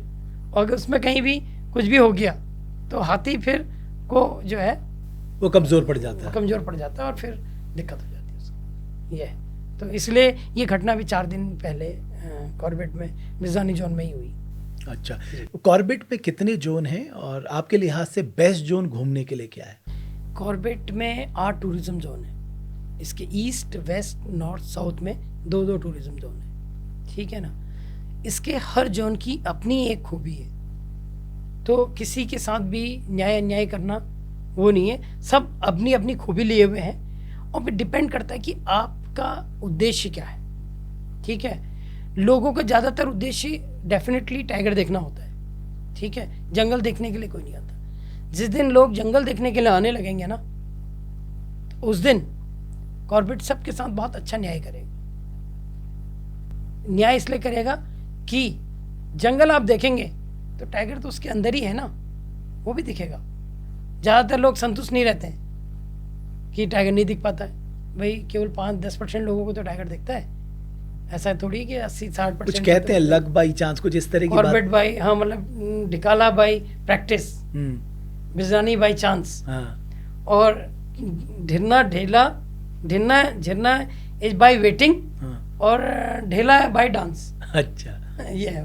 अच्छा। तो ढेला में डांस करते करते भी टाइगर दिख जाता है। अच्छा राजेश जी, बिकॉज आपके बारे में सबसे मशहूर बात यह है कि वो एक सादगी कर सकता है, और जो साधना आपने की है जंगल की वो बिल्कुल अलग है कि आप 200 से ज़्यादा जानवरों की, पक्षियों की, इंसेक्ट की आवाज़ निकाल लेते हैं। ये कैसे संभव हुआ? मतलब 1-2 की समझ में आता है, 4-5 की समझ में आता है, ज़्यादा से ज़्यादा 5-7 की समझ में आता है, बट 200 ये तो चमत्कार है साहब। ये प्रकृति की कृपा है, इसमें मेरा कुछ नहीं है। बस प्रकृति ने ऐसी एक इंस्पिरेशन, ऐसी प्रेरणा दी, और ये प्रेरणा मैं बचपन से ही मिली एक्चुअली। बचपन में हम जब स्कूल जाते थे तो पक्षियों को सुनते रहते थे, क्योंकि जंगल का ही रास्ता था, यही हमारे साथी थे, है ना। कभी जंगल में रास्ते में कछुआ देख लेना, कभी चिड़ियों की आवाज़ सुन लेना, और पहाड़ में तो जो ठीठे होते हैं वो 100 के ना चीड़ के, उनको आगे दौड़ा दौड़ा के अपने सफ़र पार कर लेना, ये तो हमारी फितरत में बचपन से ही था। ठीक है, फिर पार्स करने वाली चिड़ियाँ, मार से बचाने वाली चिड़ियाँ, ये भी हमारे लिए। मार से बचाने वाली मार चिड़िया? से, हाँ। किसकी मार से? हैं? टीचर की। अरे ये थोड़ा बताइए ना, बड़ी इंटरेस्टिंग बात बता रहे हैं आप। टीचर की मार से बचाने में चिड़िया का क्या योगदान है? अगर आपने जो है ना, जिसको हम सिटोला कहते हैं, हाँ अगर आपने 2 सिटोले देखे आज, हाँ, तो आप में कोई ऐसा, आप स्नेह बरसेगा आप पर। अगर आपने गलती से 1 सिटोला देखा हाँ, तो पिटना है उसको। ऐसा कभी हुआ आपको? 1 सिटोला दिखाओ आप पिटे हो, कई 2 बार नहीं दिखे? पिटे, बिना बेवजह पिटे उस दिन, जिस दिन 1 अच्छा। सिटोला दिखा। हाँ। जिस दिन 2 सिटोले दिखे तो घर से निकलते ही समय हाथ जोड़ लिए, 2 सिटोले साथ ही दिखना, 1 मत दिखना। ये, हाँ या फिर सिटोला का झुंड दिखे, झुंड में तो फिर भी मतलब सामान्य दिन रहने वाला है। हाँ, तो ये सब कुछ, तो आवाज़ों का जो है ना, मेरे स्टडी में, मेरे अध्ययन में भी बहुत बड़ा महत्वपूर्ण योगदान रहा, क्योंकि अध्ययन करने में क्या होता है कि हम हमेशा चिड़ियों को देख नहीं पाते। चिड़ियों को देखने की कला को हम बर्ड वॉचिंग कहते हैं। अच्छा, ठीक है ना, उनके व्यवहारों का अध्ययन करना, वो भी बर्ड वॉचिंग का हिस्सा है।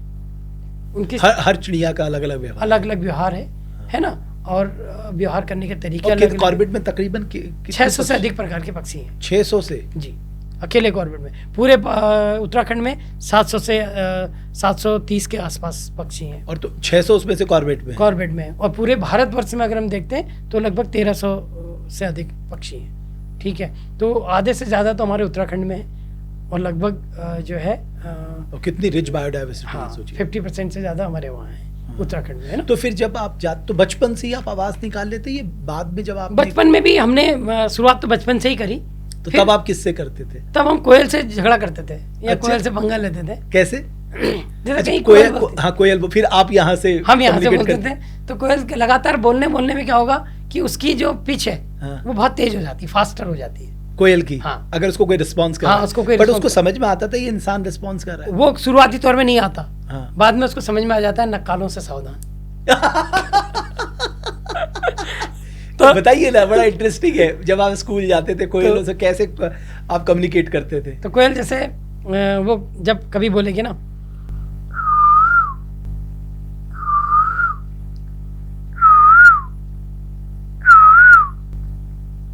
ऐसे हमने किया तो उधर से आवाज आई, हमने इधर से आवाज करी, फिर अगला स्टेप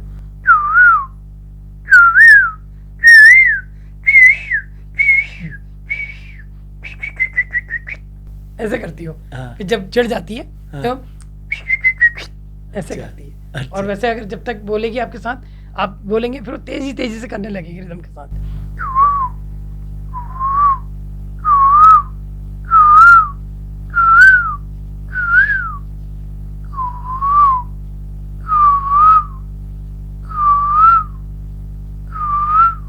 इस तरीके से फिर लो पिच में आ जाएगी। अच्छा, तो ये वो झगड़ा इस तरीके से होते रहता था। तो ऐसा लगा कि भाई ये तो बड़ा इंटरेस्टिंग है। तो फिर दूसरी चीज़ क्या है कि हमारे एक कल्चरल एस्पेक्ट्स में भी बड़ा, मतलब ये हम सब कुछ यही तो बताते हैं। हाँ, सुबह सुबह होती है हाँ। तो एक चिड़िया है, उसे कलचुनी बोलते हैं। क्या बोलते हैं? कलचुनी। कलचुनी। हाँ, उसका इंग्लिश नाम है ब्लू विस्लिंग थ्रस।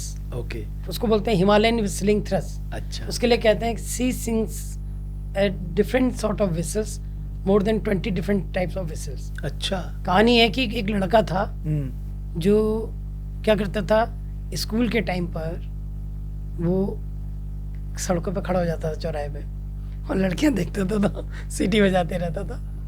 सीटी बजाते हैं। उसकी सीटी से तंग आके सारी लड़कियों ने डिसाइड किया कि आज इसको पीटना है, और इतना पीटा कि वो मार डाला उसे। और मारने के बाद जो है फिर भगवान ने उसे चिड़िया बनाया है, तो आज भी वो जो है हर कोने कोने में सीटी बजाते फिरता है। तो फिर उसकी कैसे होती है विस्लिंग? वो सिल करता है।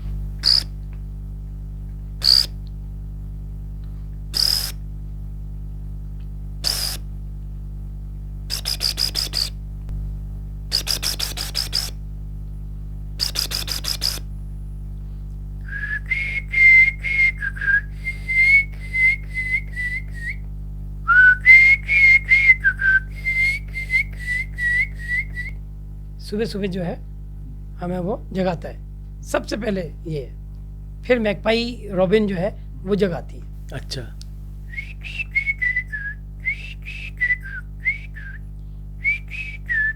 ये ऐसे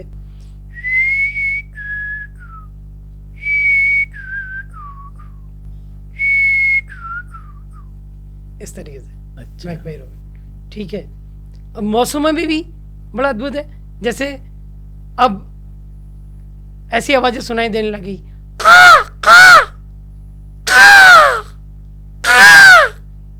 तो जनवरी का महीना है, काले उतरायणी का कौवा त्योहार ले, है। हाँ, काले कौवा कौवा, काले घुघुती बड़ा काले, है ना। तो जहाँ ऐसा है तो अद्भुत है वो, हाँ। मतलब ये कितना वो है। फिर जनवरी के बाद हम आते हैं फरवरी में, जब सूरज थोड़ा गर्माता है, तब होता है समय निराला, जी को बहुत लुभाने वाला, है ना। तब कोयल जो है अपना गाना गाती है, काली काली कू कू करती जो है डाली डाली फिरती। फिर फरवरी का माह आते ही जो है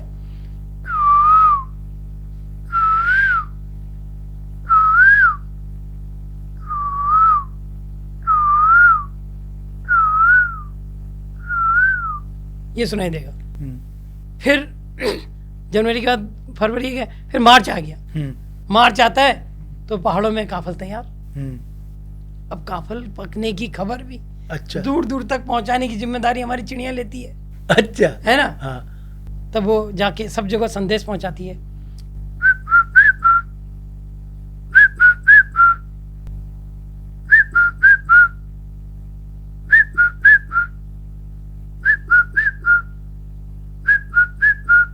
का फलपा को मैं मिल नीचा को, हाँ। का फलपा को मिल नीचा को। फिर ये हो गया मार्च। अप्रैल आते ही फिर मार्च में एक उदासी के दिन आ जाता है, और उदासी को बयां करने के लिए भी हमारी चिड़ियाँ जो हैं सांस्कृतिक रूप से कुछ बयां करते रहती है, उसको हम बोलते हैं न्योली। न्योली, हाँ, हाँ। न्योली बिल्कुल करुणा भई जो है गीत है, हाँ। और पक्षी भी जो है उस करुणा को व्यक्त करते हैं अपनी भाषाओं में। अच्छा। तो न्योली बोलती है ऐसे।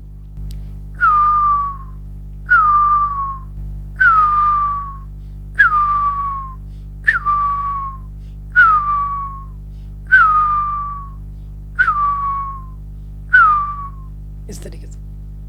फिर आम की डाई माँ घुघुती ना बसा, हाँ। और घुघुती घुराण लगे मेरा मैं मैत की बॉडी बॉडी बड़ी ऋतु हैगी। हैगी ऋतु चैत। हाँ।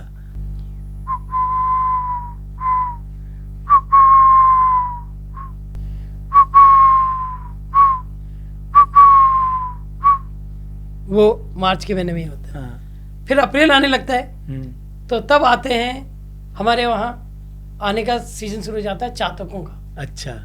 चातक पक्षी के बारे में आपने कभी सुना होगा, हाँ। है ना, कि वो चातक मोर पपीहा बोले, हाँ, अली कैसी भली ऋतु सावना, है ना, दादुर मोर पपीहा बोले, हाँ। हैं अब नहीं पिया घर आवना, अली कैसी भली ऋतु सावना। बहुत अच्छी होली है। अच्छा। तो वो चातकों में जो सबसे पहले एक पक्षी आता है वो कुक्कू है। कुक्कू, हाँ, जिनको हम कुक्कू कहते हैं सब चातक है। और कोयल भी कुक्कू के परिवार का ही है। तो ये जो है कुक्कू बोलता है।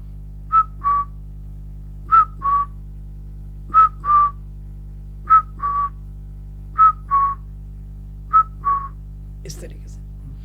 फिर एक पक्षी है वो बारिशों की कवायद शुरू कर देता है। अच्छा। कि अब बारिशों को बुलाना है। हाँ। तो पपीहा कमन देख कर धीरज रहे न रंच, मरते दम जल में पड़ा तो न बोरी चंच। एक वो है दोहा है कि वो केवल बारिशों का स्वाति नक्षत्र में बारिश जब बरसेगी तभी पानी पीता है। हाँ। ये कवियों की कल्पना है। हाँ। तो कवियों की कल्पना है, तो वो जो है सही मायने वो बारिशों का आगमन का इंडिकेट करते हैं। अच्छा। ये हमारे वहाँ अफ्रीकन कंट्री से, हमारे साउथ से पक्षी यहाँ आते हैं। हाँ। तो चातक जो होते हैं, तो ये ब्रेन फीवर बर्ड है, ये इस तरीके से करती है।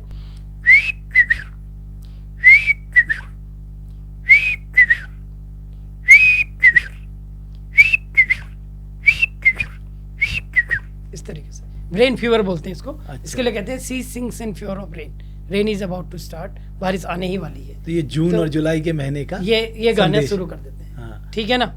फिर उसके बाद जो है जून जुलाई में फिर एक हमारे पैराडाइज आती है, बर्ड ऑफ पैराडाइज। अच्छा। वही गर्मी में आ जाती है, तो उसका प्रणय काल होता है।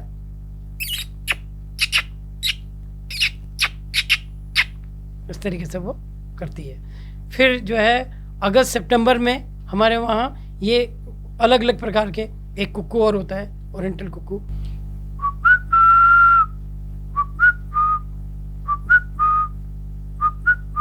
इस तरीके से। हाँ। फिर आउल्स और नाइट जार वो बोलने लगते हैं।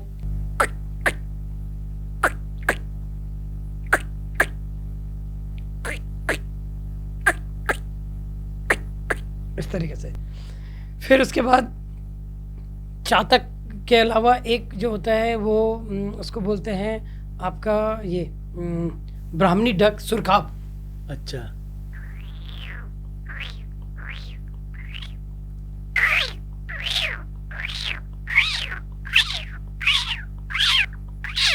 इस तरीके से वो आवाज करते हैं, सुरखाब जो होते हैं। ठीक है। फिर हॉर्नबिल होती है, वो भी अपना नेस्टिंग पीरियड होता है उस समय। अच्छा। बरसात जब शुरू होने वाली थी, तो वो इस तरीके से करती है।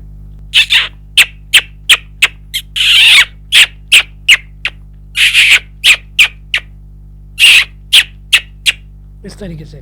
और जो मेल होता है वो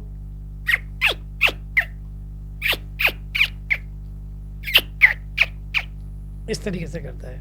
ठीक है। अच्छा। इसके अलावा जो है फिर जाड़ों के दिन हमारे शुरू हो जाते हैं। फिर जो है वो होते हैं बसंता बारबेट, एक लिनेटेड बारबेट है वो।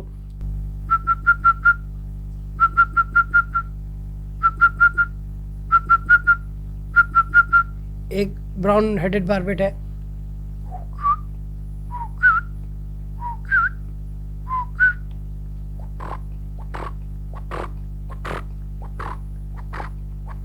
इस तरीके से साउंड से ये क्या है कि ये कम्युनिकेशन है।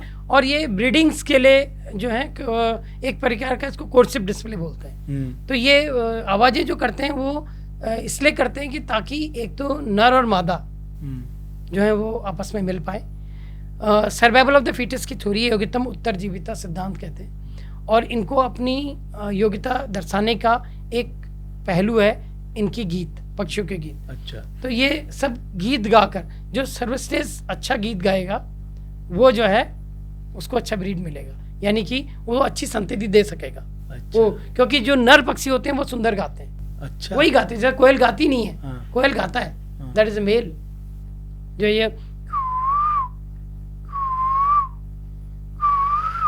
ये मेल है। हाँ। तो वो जितना अच्छा गाएगा हाँ। तो फीमेल अपने आप अट्रैक्ट उसको सेलेक्ट करेगी। अच्छा। मतलब जो खराब होगा वो रिजेक्ट है। यहाँ भी कंपटीशन है। ये बहुत गजब का है। अच्छा। यहाँ एक घोंसले बनाते हैं, जो वीवर बर्ड है। हाँ। वीवर बर्ड उसको जुलाहा पक्षी कहते हैं। हाँ। वो बहुत अच्छे अच्छे घोंसले बुनते हैं। ठीक है। और उस घोंसले को बुन के फिर वो अपनी मैडम के पास जाते हैं कि भैया देख लो, अब इतना शानदार घर बना दे, देख लो। हाँ। वो देखेंगे, इंस्पेक्शन होगा। हाँ। अगर पसंद नहीं आएगा कहते ना बाबा ना। जब तुम्हें घर बनाना नहीं आता तो तुम्हारे साथ जिंदगी क्या कटेगी, है ना। तो ये है। और मेल भी बड़े क्लेवर होते हैं। वो क्या करते हैं, वो 2-3 छोटे छोटे होल आधे बनाए हुए छोड़ देते हैं, हाफ डन। इन केस अगर फेल हो गए तो सप्लीमेंट्री का भी प्राविधान है। तो वो सप्लीमेंट्री एग्जाम देके पास होने की कोशिश करते हैं। अच्छा। उनकी बड़ी यूनिक है। अगर दुनिया के 10 भाग टॉप मोस्ट जुलाहों को बुलाया जाए, उनसे कहा जाए ऐसी जटिल संरचना को बुन दें, जिसमें आने का रास्ता, जिनमें जाने का रास्ता, जिसमें बारिश से बचने की साइंटिफिक रीजन वो वे हैं, है ना। अंडे रखने का चैम्बर, बाहर निकलने का चैम्बर, फॉल्स चैम्बर। मतलब जब कभी सांप वाप कभी जाए तो फॉल्स चैम्बर में जाएगा, अंडे वाले चैम्बर में नहीं घुस पाएगा। और इतनी गजब की तरीके से वो कुछ चमकीला लगा देना, डिस्ट्रैक्ट करने के लिए किसी एनिमी को।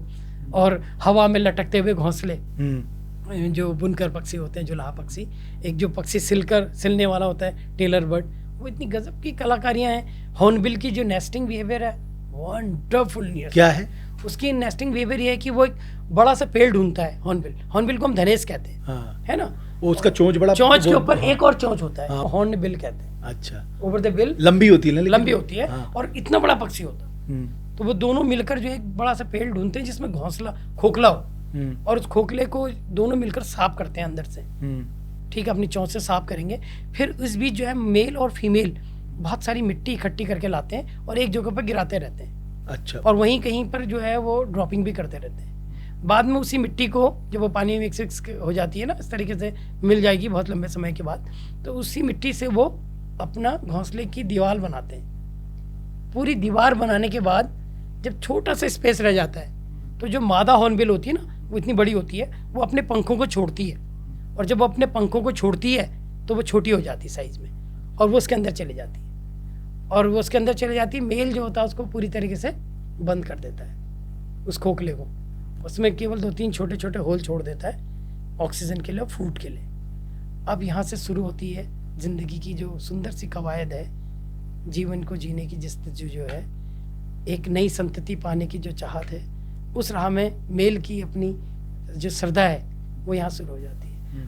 5 से 6 हफ्ते तक मेल अपने गले में एक ग्लैंड होती है, उसे गेजर्ड बोलते हैं, उसमें फल इकट्ठे करके लाता है दूर दूर जाके, क्योंकि फल खाने वाला पक्षी है, ज़्यादातर फल खाता है। तो फलों को इकट्ठा करके लाता है और फिर वहाँ से लाके ऐसे टॉस करेगा, टॉस करके अपनी चोंच में निकालेगा उनको बाहर, और एक एक करके फीड करते रहता है।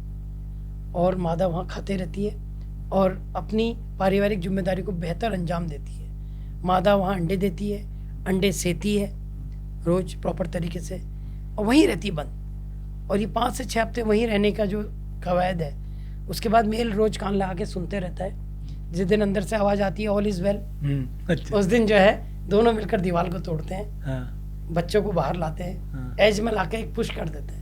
अच्छा। पुश करने के बाद ही वो एकदम से नीचे गिरते हैं और उनके पंख खुलते हैं, और बच्चों के समझ में आ जाता है उड़ना ही उनकी ज़िंदगी की वानगी है ना।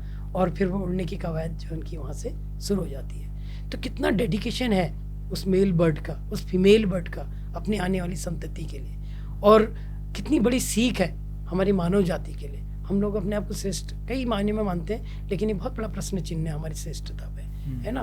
तो इतनी अद्भुत अद्भुत कारनामे पक्षियों के हैं, तो ये दिलित करने वाले होते हैं। वाकई मैं सच बता रहा हूँ, मैं आपको सुनते ही ऐसा लग रहा है मैं खुद दिलित हूँ और मुझे बड़ा आनंद आ रहा है। हाँ। तो फिर नवंबर दिसंबर का कुछ अलग होता है?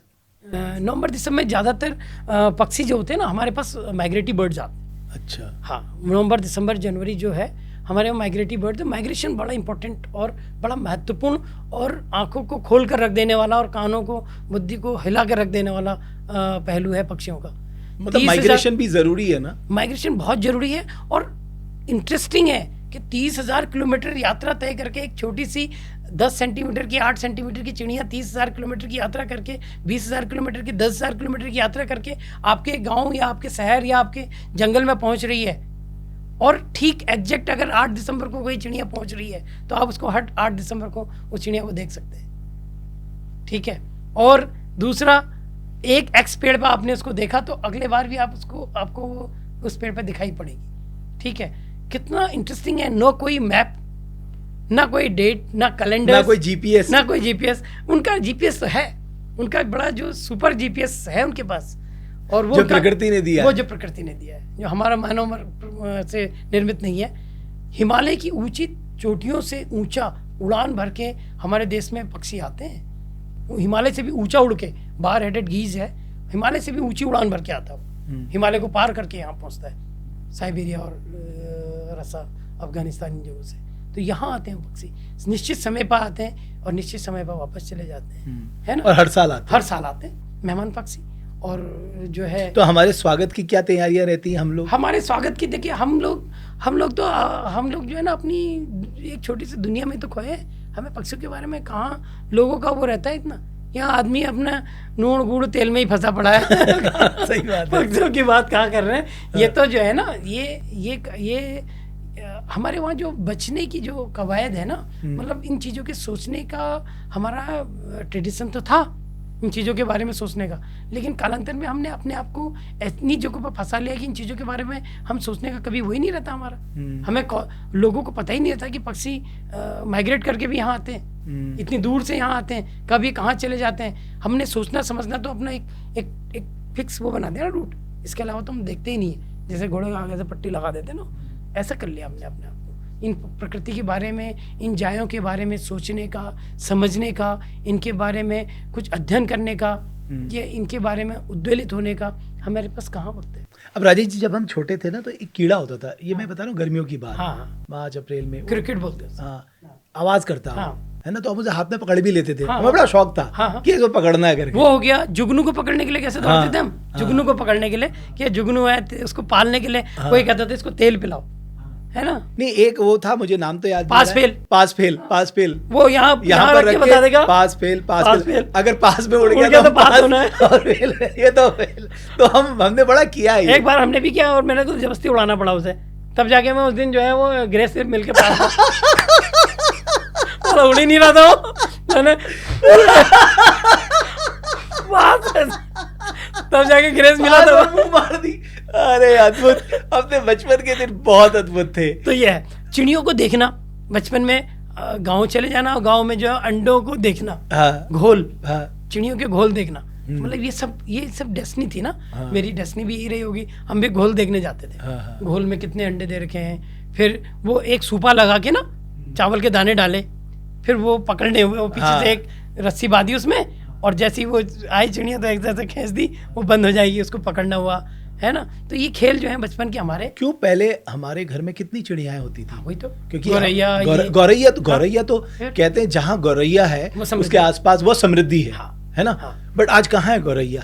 मैं तो एक टीचर से मिला था कोटद्वार में, उन्होंने वो मैथमेटिक्स पढ़ाते हैं, उन्होंने हजारों अपने पैसे खर्च करके हजारों गौरैया के डब्बे अपने आसपास के लोगों को दिए, और वहाँ इतनी बड़े पैमाने पे गौरैया थी।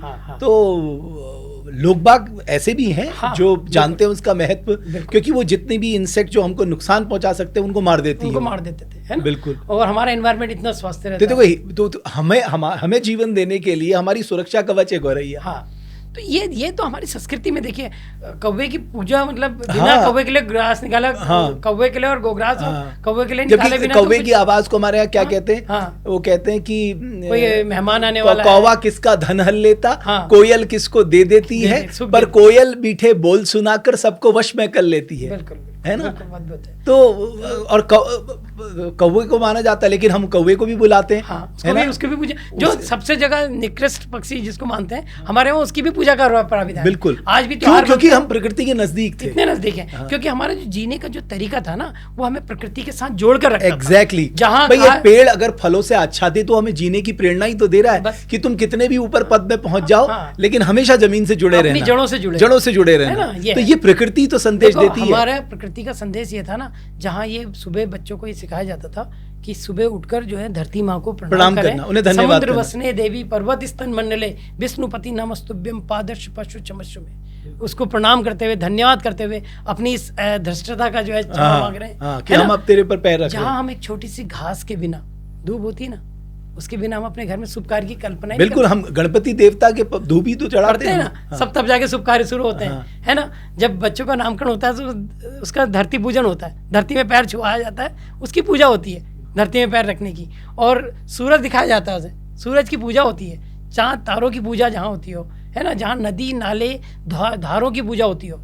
लेकिन हमने एक सब भुला दिया, हमने एक नया गाना सुन लिया ना, हम हैं नए अंदाज तो हो पुराना, डिक्चिक में ही हम खत्म होते हैं। वो डिक्चिक हमें खत्म कर रहा है। हमारे लिए बहुत अच्छी बात क्या होती कि हम अपनी जड़ों से जुड़े रहते, हम कितने भी बड़े पेड़ बन जाएं, बिल्कुल हम अपनी जड़ों से जुड़े रहते, है ना। हम अपने संस्कारों से, अपने कल्चर से, अपनी भाषा से, अपने खाना पान से, अपने पहनावे से हम इससे जुड़े रहते ना, तो कितने बड़े सौभाग्य की बात होती, और हम बहुत समृद्धशाली। उत्तराखंड में मैं अगर इसकी बात, जौनसार वालों की बात करूं, ये लोग जुड़े हैं, बिल्कुल जुड़े, ये अपने कल्चर से जुड़े हैं, अपनी वेशभूषा से जुड़े हैं, अपने खान पान से जुड़े हैं, है ना, और मिलते हैं आपस में। मैं देखता हूँ इनके, ये लोग अपने ट्रेडिशन को सबसे ऊपर रखते हैं, जो इनकी सबसे बड़ी खासियत है। और यही वजह जो हमारे उच्च हिमालयी क्षेत्र आज भी बहुत समृद्धशाली हैं। बिल्कुल। इसकी वजह यही है, ऐसा नहीं है जिसके पास दुनिया की इतनी नियामत भरी जगह, इतनी खूबसूरत और इतनी समृद्धशाली जगह हिमालय हो, वहाँ का आदमी आज जो है एक नौकरी के लिए इधर उधर भाग रहा है। बड़ा दुर्भाग्य है। ये तो हिमालय ने हमें ऐसा बनाया है कि हम 50 लोगों को, 100 लोगों को एक व्यक्ति रोजगार दे सकता है, ठीक है ना। लेकिन लोग एक छोटी सी नौकरी के लिए यहाँ से इधर से उधर भाग रहे हैं। ये बड़ा दुर्भाग्य है। और इसके लिए क्या है, देखो प्रकृति में हमारे पास बहुत सारी चीज़ें, हम धूप से पैसा कमा सकते हैं, हम धूप को बेच सकते हैं, लेकिन लोगों को इन चीज़ों से कोई मतलब, रात ही रात उन्हें करोड़पति बनना है, यूट्यूबर बनना है, करोड़पति बनना है। आड़े तिरछे धुंधले डांस वो और वो पता नहीं भौड़े तरीके की चीज़ें परोस रहे हैं। और हमारी जो समृद्धशाली जो हमारी विरासत है, उसको हमने कभी भी तवज्जो नहीं दी। ये तो हमें वैसे ही ब्लेस करेगी। देखो दुनिया में थक जाएं, हार जाएं, लूट जाएं, पिट जाएं, आप प्रकृति के शरण में चले जाएं और या माँ की गोद के में सिराना टेक लें, आपसे बड़ा सिकंदर फिर कोई नहीं है। ये निश्चित बात है, क्योंकि सबसे मेजर सोर्स ऑफ एनर्जी वही है, प्रकृति माँ और माँ, ठीक है। और हम आज दोनों इसी से डिस्कनेक्ट हो रहे हैं, हम लोग इन दोनों से डिस्कनेक्ट हो रहे हैं। और यही वजह है कि हम पेड़ तो बड़े बन रहे हैं, लेकिन और दुर्भाग्य बड़ा हुआ तो क्या हुआ, जैसे पेड़ खजूर, पंछी को छाया न मिले फल लागे अति दूर, है ना। तो हमने दिया क्या है, मतलब मेरा सवाल, सबसे बड़ा सवाल अपने उत्तराखंड वालों से ये रहता है कि अगर मैं अपनी बात कर रहा हूँ, मैं दूसरों की बात नहीं कर रहा हूँ, अगर मैंने उत्तराखंड में अगर जन्म लिया है तो इसका मकसद है कि मुझे उत्तराखंड के लिए सर्व करना है कुछ, apart from my personal life. मैं उत्तराखंड को क्या वापस दे सकता हूँ, भले ही वो बहुत कुछ नहीं है, नगण्य है, अरे गिलहरी जैसा योगदान ही दे दो, कुछ नहीं है ना। तो मुझे फक्र होता है, मैंने आज तक जो है 1200 से ज़्यादा यूथ्स को नेचर गाइड का ट्रेनिंग दिया, जो आज अलग अलग नेशनल पार्क, सेंचुरीज, इन पर nature guide and bird watching का काम कर रहे हैं और अपनी रोजी रोटी यहाँ पर अपना रहे हैं। मैंने 50 से ज़्यादा लोगों को होम स्टे तैयार करने के लिए प्रेरित किया, प्रशिक्षण दिया, जहाँ पर खाली प्रशिक्षण और प्रेरित नहीं किया, जहाँ उनको ज़रूरत पड़ी तो अपना कंधा दिया कि भैया मैं हूँ यहाँ पर, ठीक है ना।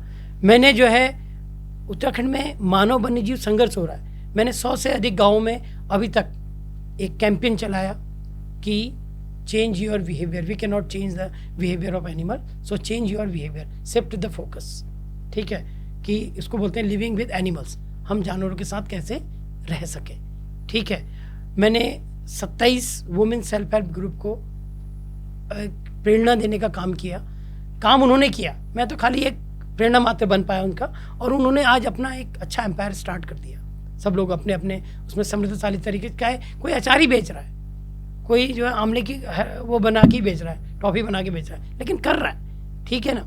तो ये जो भी मेरे लेवल पर बेहतर हो सकता था, मैंने 1000 से ज़्यादा स्कूल में अपने स्कूल के कार्यक्रम किए बच्चों के लिए, एनवायरमेंटल कॉन्शियस उनको बनाने, नेचर गाइड, नेचर गाइड्स भी, एजुकेशन भी कि पर्यावरण और प्रकृति और संस्कृति की सुरक्षा और इसकी समझ देने के लिए मैंने 1000 से ज़्यादा स्कूलों में ये कैंपेन किए, नेचर कैंप्स किए, बर्ड वॉचिंग कैंप करे बच्चों के लिए, गाइड्स की ट्रेनिंग्स करी इतनी, ठीक है। आज लोग कर रहे हैं काम, तो मुझे ये लगता है कि ये एक सौभाग्य की बात है कि मैं यहाँ पर रहकर जो है, नहीं, उत्तराखंड में जन्म लेना ही सबसे बड़ा सौभाग्य है। हाँ, जैसे भारत के लिए कहते हैं ना, हाँ, कि भारत में जन्म लेना, भारत में भी उत्तराखंड में जन्म लेना तो उससे भी बड़ा सौभाग्य है। हाँ, तो बिल्कुल ये है, तो और ये सार्थकता भी है ना। तो अगर हर व्यक्ति जिस लेवल पे भी जो भी कर रहा है, मैं कह रहा हूँ कि एक IAS अगर हमारे उत्तराखंड का है तो अच्छी बात है, बहुत फक्र की बात है। मेरे गांव से अगर कोई या मेरे डिस्ट्रिक्ट से कोई IAS है ना।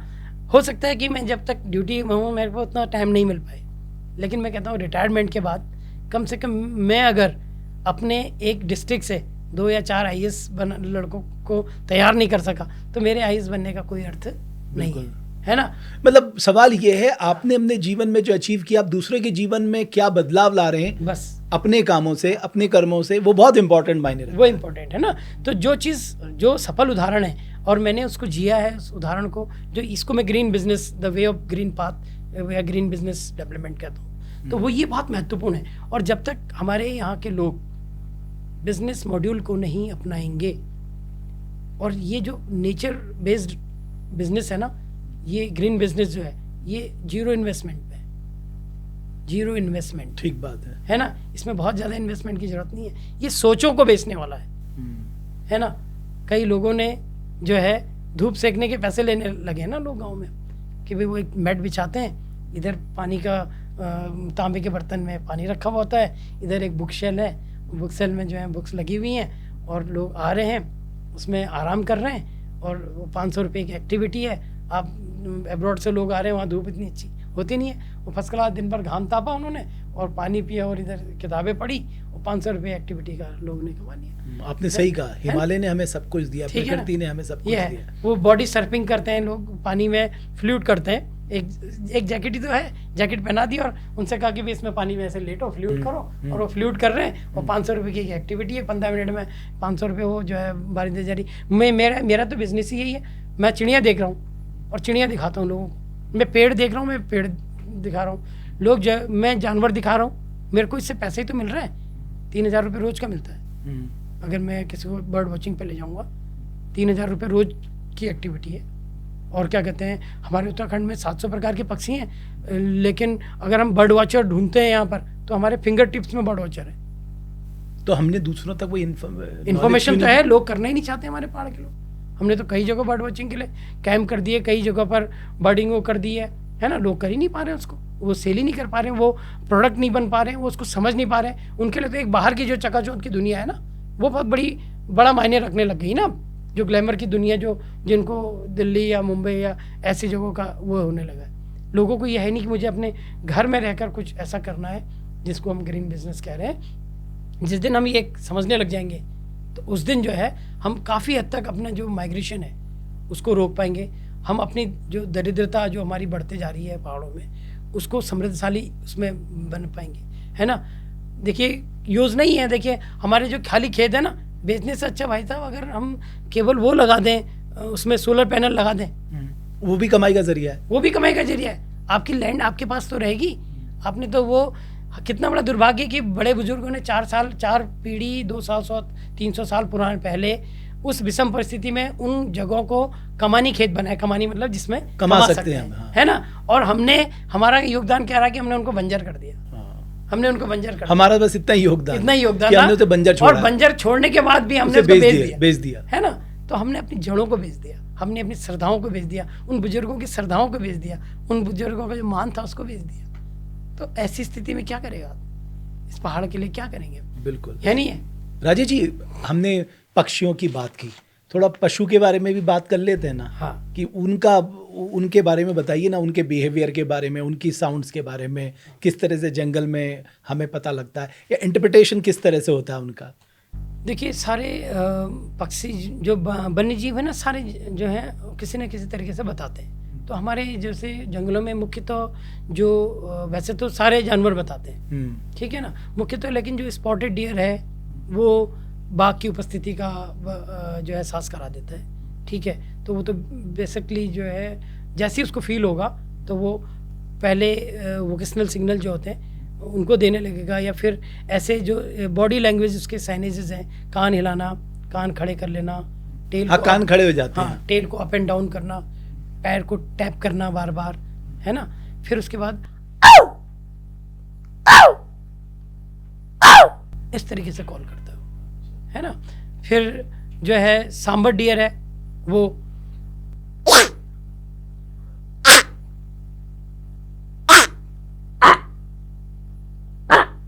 इस तरीके से करने लगते हैं। बार्किंग डियर है इस तरीके से करने लगता है, ठीक है। रिसिस मकाक है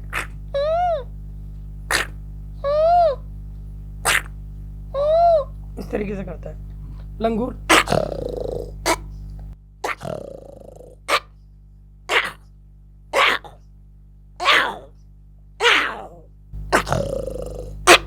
इस तरीके से करता है, ठीक है।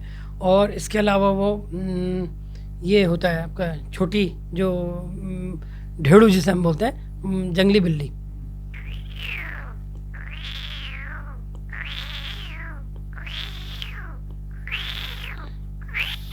इस तरीके से करने लगता है, ठीक है। तो ये इस तरीके से आवाज़ें करते हैं और बताते हैं कि भाई यहाँ खतरा है किसी भी प्रकार का। बाघ कैसे करता है? बाघ जो है वो बाघ तो आवाज बहुत कम करता है। बाघ आवाज करने के 2-3 कारण हो सकते हैं। एक, वो ब्रीडिंग के लिए किसी को इनवाइट कर रहा हो, तो वो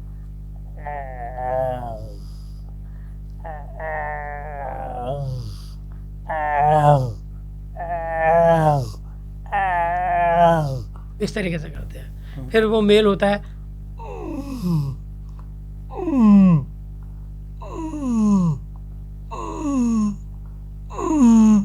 इस तरीके से आवाज करता है। जो वो है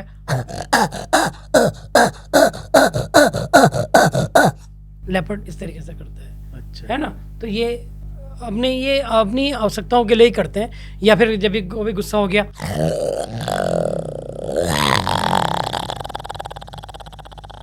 इस तरीके से करेगा। तो वो जो है अपनी आवश्यकता, वैसे बाघ के लिए कहते हैं कि स्पीक्स लिटिल वर्क्स मोर।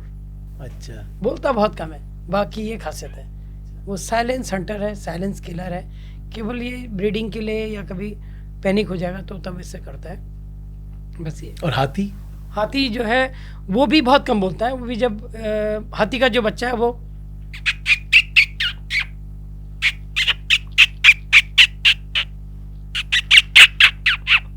ऐसे करके जब परेशान होगा या पैनिक होगा तब हाथी फिर ये करता है।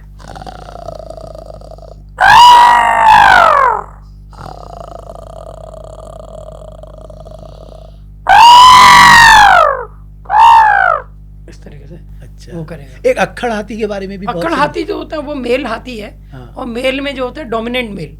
और डोमिनेंट मेल का क्या होता है टेंडेंसी, वो घर से निकाल देते हैं। वो हर्ड में नहीं रहता। हाँ, मतलब झुंड में नहीं रहता। हाँ, सब डोमिनेंट जो है वो झुंड में रहते हैं। हाँ। जो डोमिनेंट होगा वो दूर रहेगा। जिसको परिवार से अलग कर दिया जाए। हाँ, वो अलग इसलिए कर दिया जाता है, वो अलग कर नहीं दिया जाता, वो हो जाता है अलग। अच्छा। क्योंकि उसको बहुत सारे परिवार ज्वाइन करने होते हैं। मतलब वो ब्रीड के लिए एक हर्ड में जाएगा तो पहले वहाँ लड़ेगा वो सब डोमिनेंट से। जब वो लड़ेगा तो जो जीता वो सिकंदर। फिर वो उस ग्रुप में ब्रीड करने के, जो ब्रीडिंग के लिए जो फीमेल्स रेडी होंगे वो ब्रीड करेगा। फिर वो वहाँ से भाग जाएगा, अब वो चला जाएगा या छोड़ जाएगा ग्रुप को। अच्छा। फिर दूसरे हर्ड को ज्वाइन करेगा। वहाँ भी चैलेंज है उसको, फिर वहाँ भी हो। तो क्या है कि अगर कभी कभी कोई हाथी को किसी सब डोमिनेंट मेल ने मार दिया, हरा दिया, तो वो उसके बिहेवियर फिर चेंज हो जाते हैं, जिनको अक्खड़ हाथी या पागल हाथी, सदमा हो जाता है उसे। हाँ, वो सदमा, फिर वो पगला जैसा जाता है। तो वो अच्छा। पगला जब जाएगा तो सीधी सी बात है कि वो उसकी जो बादशाह तो है उसको धक्का पड़ा है, तो बादशाह को धक्का पड़ेगा तो वो कहीं जाएगा तो किसी से लड़ेगा, किसी से भिड़ेगा, ये काम रहता है उसका। आप उत्तराखंड के वाद्य यंत्रों की भी कॉपी कर लेते हैं, मैंने सुना। हाँ, वाद्य यंत्र जो हैं, थोड़े बहुत जो वाद्य यंत्र हैं उनको भी, जैसे अब वो एक कुछ बजता है हमारे वहाँ तुतरी ना,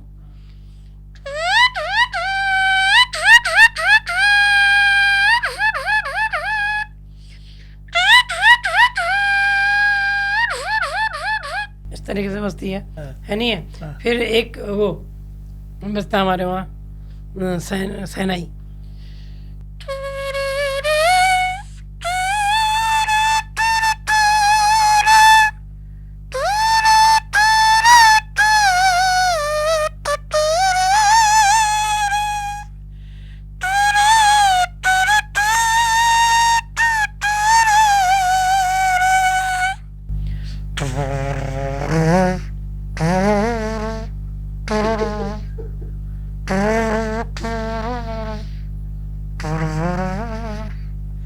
ये है बहुत एक है पहाड़ियों की शादियों का फेवरेट गाना है।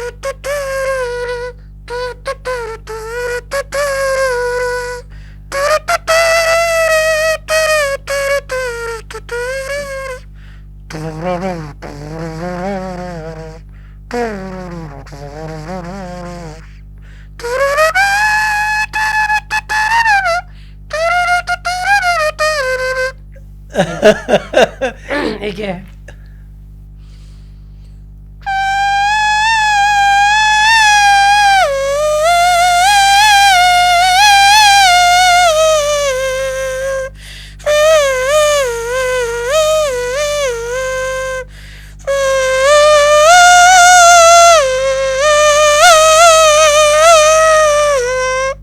जो ड्रिंक किए रहते हैं ना, उनका बड़ा फेवरेट गाना होता है वो। नाचने के लिए। ये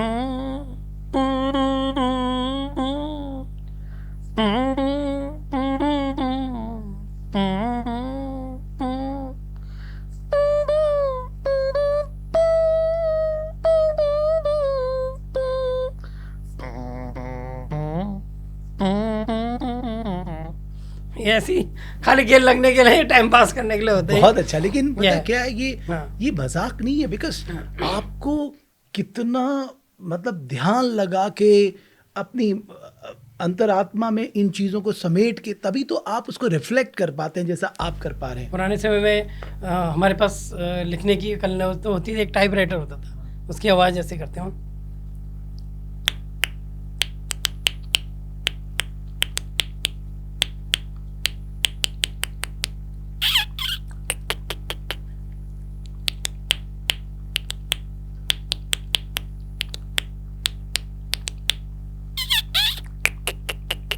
इस तरीके से टाइप मजा आ गया बिल्कुल। बहुत सारी चीज़ ध्यान में नहीं आ रही, तो बहुत सारी बहुत चीज़ें अद्भुत कुछ था। ना कुछ होते रहते हैं। और कुछ आपके जहन में कुछ और है जो आप, मैं चाहता हूँ हमारे दर्शक बड़े एंटरटेन होंगे जब ये पॉडकास्ट देखेंगे, बिकॉज आप देख रहे हैं मेरे आंखों में बिल्कुल आंसू बिल्कुल निकल गए, मैं इतना इंजॉय किया हूँ इस पॉडकास्ट को। तो कुछ और आपके जहन में है, जैसे हमने पशुओं की बात की, पक्षियों की बात की, तो कुछ और भी आपने देखा कि जैसे सांप है या नदियाँ हैं, वो किस तरह से कोलाहल करती हैं? देखिए, नदियों का जो है ना, नदियों को आप स्टडी करेंगे ना, नदियों की ब्लेसिंग सबसे बहुत यूनिक ब्लेसिंग्स है।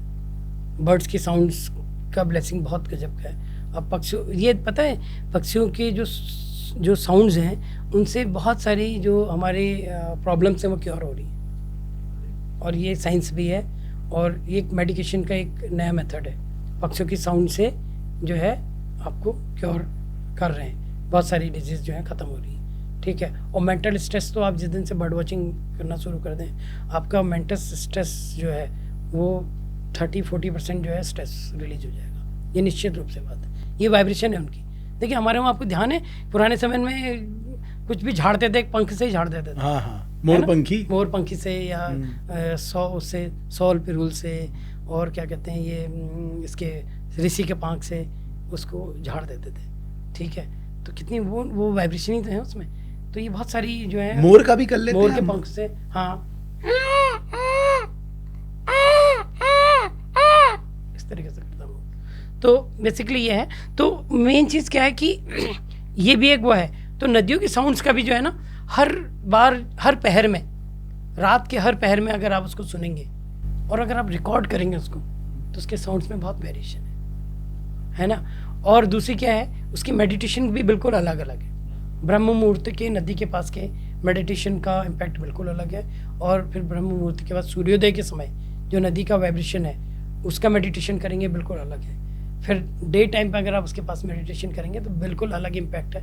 ये है, इस पर स्टडीज़ हो रही हैं और लोग अध्ययन कर रहे हैं, और बस हमारे लिए लोगों ने इसका उपयोग, नदी के उपयोग जो है ना, सिर पे बोतल खोलने के लिए और नमकीन की पुड़िया फाड़ने के लिए किया है, वहाँ नदियों के किनारे जो लोकल बार भाई कितना बड़ा पाप है ना, सच्ची। नदियों के किनारे। आप आने वाली पीढ़ियों के लिए कितना बड़ा पाप करके जा रहे हैं, है ना। लेकिन अगर उसका कोई सही उपयोग कर रहा है तो बाहर के लोग कर रहे हैं, उस पर अध्ययन कर रहे हैं, वो study कर रहे उसकी हैं, महत्वता को उसकी जानते हैं। महत्वता। अभी एक अध्ययन आया था, जी। मैं हाल फिलहाल में उसकी रिपोर्ट पढ़ रहा था जी, कि वहाँ जो सीसीटीवी कैमरे लगे हैं, हाँ, उससे वहाँ जो महिलाएं थोड़ा घास या लकड़ियाँ लेने जाती हैं, उनकी नीचता भंग हो रही है। हाँ, तो ये बहुत बड़ी खबर थी। इसमें एक बड़ा अध्ययन करके जो स्कॉलर ने ये खबर लिखी थी, हालांकि उस पर एक्सप्लेनेशन आया, बट ये बड़ी पीड़ा देने वाली खबर थी। हाँ, हाँ, आपके ध्यान में आई है? हाँ, हाँ, वो अभी बीच में घटना ये लिखी हुई थी।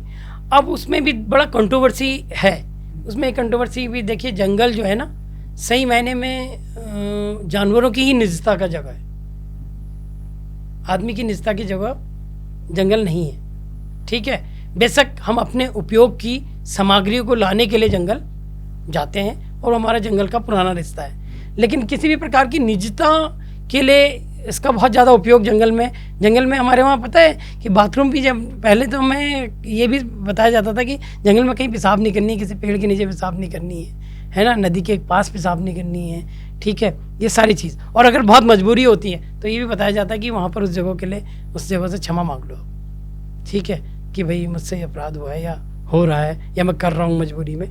तो वो निजता का जो सवाल है ना, मेरा उसमें थोड़ा दूसरा पक्ष है वो ये पक्ष है कि जंगल जो है वन्य जीवों की निजता की जगह है, ठीक है। हम अपने उपयोग के लिए वहाँ जा सकते हैं, अपनी निजता या ये तो ठीक वही हो गया कि बैंक के आगे किसी ने वो लगाया कैमरा और वो चोर कहने लगा भाई ये तो मेरी निजता है चोरी करना, और क्या कहते हैं मैं वो ले आ रहा हूँ। 2 सवाल बस आखिर में। एक, जो ये क्लाइमेट चेंज हो रहा है, हाँ जी, जलवायु परिवर्तन हो रहा है, इसका इम्पैक्ट आप कॉर्बेट में देखते हैं कभी? 200% देखते हैं। हमारे वहाँ एक फल है उसको बोलते हैं तेंदू। तेंदू का जो फ्रूटिंग सीजन है वो मई और जून है, मार्च में आना शुरू होता है। अक्टूबर में सितंबर में हमने तेंदू के फ्रूट्स आज भी देख सकते हैं। वो बोनास में भी दिख रहा है हमें, हर चीज में ही दिख रहा है। ठीक है, वो देख सकते हैं। जो हमारे फूलदही का फूल होता है ना, फूलदही, छम्मा दही, वो वसाका, आदो टोडा वसाका बोलते हैं उसे, बासिंग, वो फूल खिलने लग गया अभी मार्च में होती है फूलदही, अभी से फूल खिले हुए हैं उसके, ठीक है। ये इम्पैक्ट है। तो ये तो डायरेक्ट पेड़ों पे जो है इम्पैक्ट आ रहे हैं। जो घासें 1 महीने बाद सूखती थी वो 2 महीने पहले सूख गई हैं, ठीक है। मतलब अभी जो घास हरा होना चाहिए था ग्रासलैंड, वो सूखा हुआ है इस समय ग्रासलैंड, ठीक है। और ये इम्पैक्ट्स क्या हैं, ये होते तो बहुत माइनर हैं, लेकिन ये इतनी आसानी से बहुत देखे जा रहे हैं, तो ये बड़ा महत्वपूर्ण हुआ है और इंडिकेटर है। और ये संकेत दे रहा है कि हम, बहुत बड़ा संकेत है।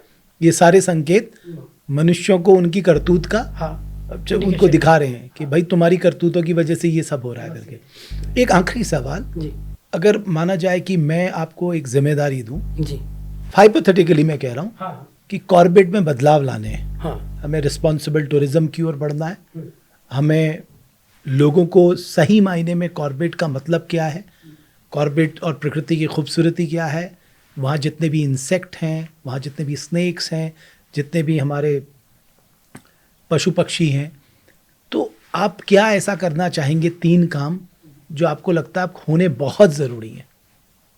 सबसे बड़ी बात तो कि अवेयरनेस, जागरूकता। इसमें हर स्टेज पर, हर लेवल पर, हर स्टेक होल्डर्स को जागरूक होना बहुत जरूरी हो, पहली बात। दूसरा क्या है, अकाउंटेबिलिटी, ठीक है ना, जवाबदेही, हर व्यक्ति की जवाबदेही भी तय होनी ही चाहिए, ठीक है ना। और तीसरा जो है रिसर्च, शोध, अन्वेषण, ठीक है ना। ये जब तक नहीं होंगे, इम्पैक्ट असेसमेंट, ठीक है, फिर उसके ऊपर एक्शन लेना, ठीक है। अगर आप एक्शन ही नहीं ले रहे, इम्पैक्ट असेसमेंट कर लो, बहुत सारी स्टडी होगी कॉर्बेट में, क्या हुआ, उसका कोई लाभ नहीं हुआ, ठीक है ना। तो उसको धरातल पर उतारना और लोगों को जो है ना तोड़ने के बजाय जोड़ें प्रकृति के साथ, ये सारी चीज़।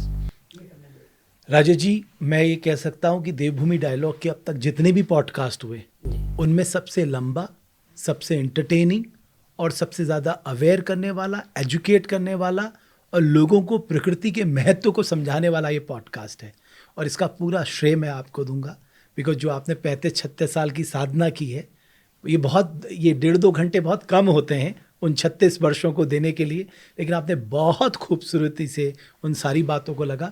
मैं बहुत आभार और दिल से धन्यवाद करता हूँ और माँ प्रकृति से ये प्रार्थना करता हूँ कि राजेश जी जैसे और जो प्रकृति पुत्र हैं इस संसार में होने चाहिए, ताकि संतुलन बना रहे, है ना। मनुष्यों को ये पता होना चाहिए कि प्रकृति सुप्रीम है, हम कुछ नहीं है प्रकृति के सामने, प्रकृति माँ ही सब कुछ है, उसी ने हमें सब कुछ दिया है और वो पल भर में सब कुछ छीन भी सकती। और कितनी अद्भुत किताब है, देखिए, प्रकृति की किताब का कोई अंत नहीं है, बिल्कुल, इसकी कोई शुरुआत भी नहीं है, इसको पढ़ने की भी कोई उम्र नहीं है और पढ़ने का कोई चैप्टर नहीं है। इसकी जो लाइन आप खोल दोगे वो आपको ब्लेस करेगी, वो आपको हील करेगी, वो आपको बहुत प्रॉस्पेरस करेगी, प्रकृति की किताब। क्योंकि ये जो हम सब लोगों की जिम्मेदारी है इन बची हुई चीज़ों को बचाने के लिए। तो मैं 1-2 लाइनें जरूर सुनाऊंगा। बिल्कुल, हाँ। कि कुछ बचे हुए लोग, इंसान नहीं, इंसान 1000 मील की दूरी आ गया है लोगों से, मैं लोगों की बात कर रहा हूँ, कि कुछ बचे हुए लोग ही करते हैं दुनिया में बची हुई चीज़ों के बारे में बातें, और कुछ बचे हुए लोग ही सुन पाते हैं दुनिया में बची हुई चीज़ों के बारे में बातें, और कुछ बचे हुए लोग ही करते हैं दुनिया में बची हुई चीज़ों को बचाने की कवायद, और कुछ बचे हुए लोग ही बचा सकते हैं दुनिया में बची हुई चीज़ों को, क्योंकि ईश्वर ने आज तक बचाया है मुझ में और तुम में बचे हुए लोगों को। ईश्वर ने आज तक बचाया है मुझ में और तुम में बचे हुए लोगों को, इसलिए कि हम बचा सकें दुनिया में बची हुई चीज़ों को। क्या बात है, ठीक है, बहुत सुंदर राजेश। तो सादर आभार आपका, धन्यवाद। बहुत अच्छा लगा, ठीक है, बहुत ही आनंद आया, बचपन की कई सारी यादें आपने दिला दी, सादर बहुत धन्यवाद। सादर आभार। हमारी कोशिश थी पॉडकास्ट के माध्यम से, नेचर सुप्रीम है, मनुष्य या मानव जाति को ये सोचना होगा धन एकत्रित करने से काम नहीं चलेगा, आपको प्रकृति के वरदान से मिली जो चीज़ें हैं उसको एकत्रित करना होगा। अपनी पीढ़ी को बचाना है तो हमें उन्हें साफ सुथरी हवा देनी होगी, साफ सुथरा खान पान देना होगा, साफ सुथरा पानी देना होगा, साफ सुथरा जीवन देना होगा, अच्छे संस्कार देने होंगे, तभी हम अपने आने वाली पीढ़ी को सही मायने में ब्लेस्ड मान सकते हैं। इस चकाचौंध से बाहर निकलकर हमें माँ प्रकृति के सानिध्य में जाने की ज़रूरत है। और माँ प्रकृति के पास इतनी ब्लेसिंग्स है, इतनी प्रेरणाएं हैं, अगर 2-4 भी हमारे जीवन में आ गई, यकीन मानिए आपका जीवन सफल हो जाएगा। मैं सिर्फ आपसे प्रार्थना करूंगा, इस पॉडकास्ट को जब भी आपको समय मिले ज़रूर सुनिए, पूरा सुनिए। राजेश जी की 36 साल के जो उनकी साधना है, जंगल की साधना है, प्रकृति की साधना है, उसका निचोड़ इस पॉडकास्ट में है। बहुत बहुत धन्यवाद आपका।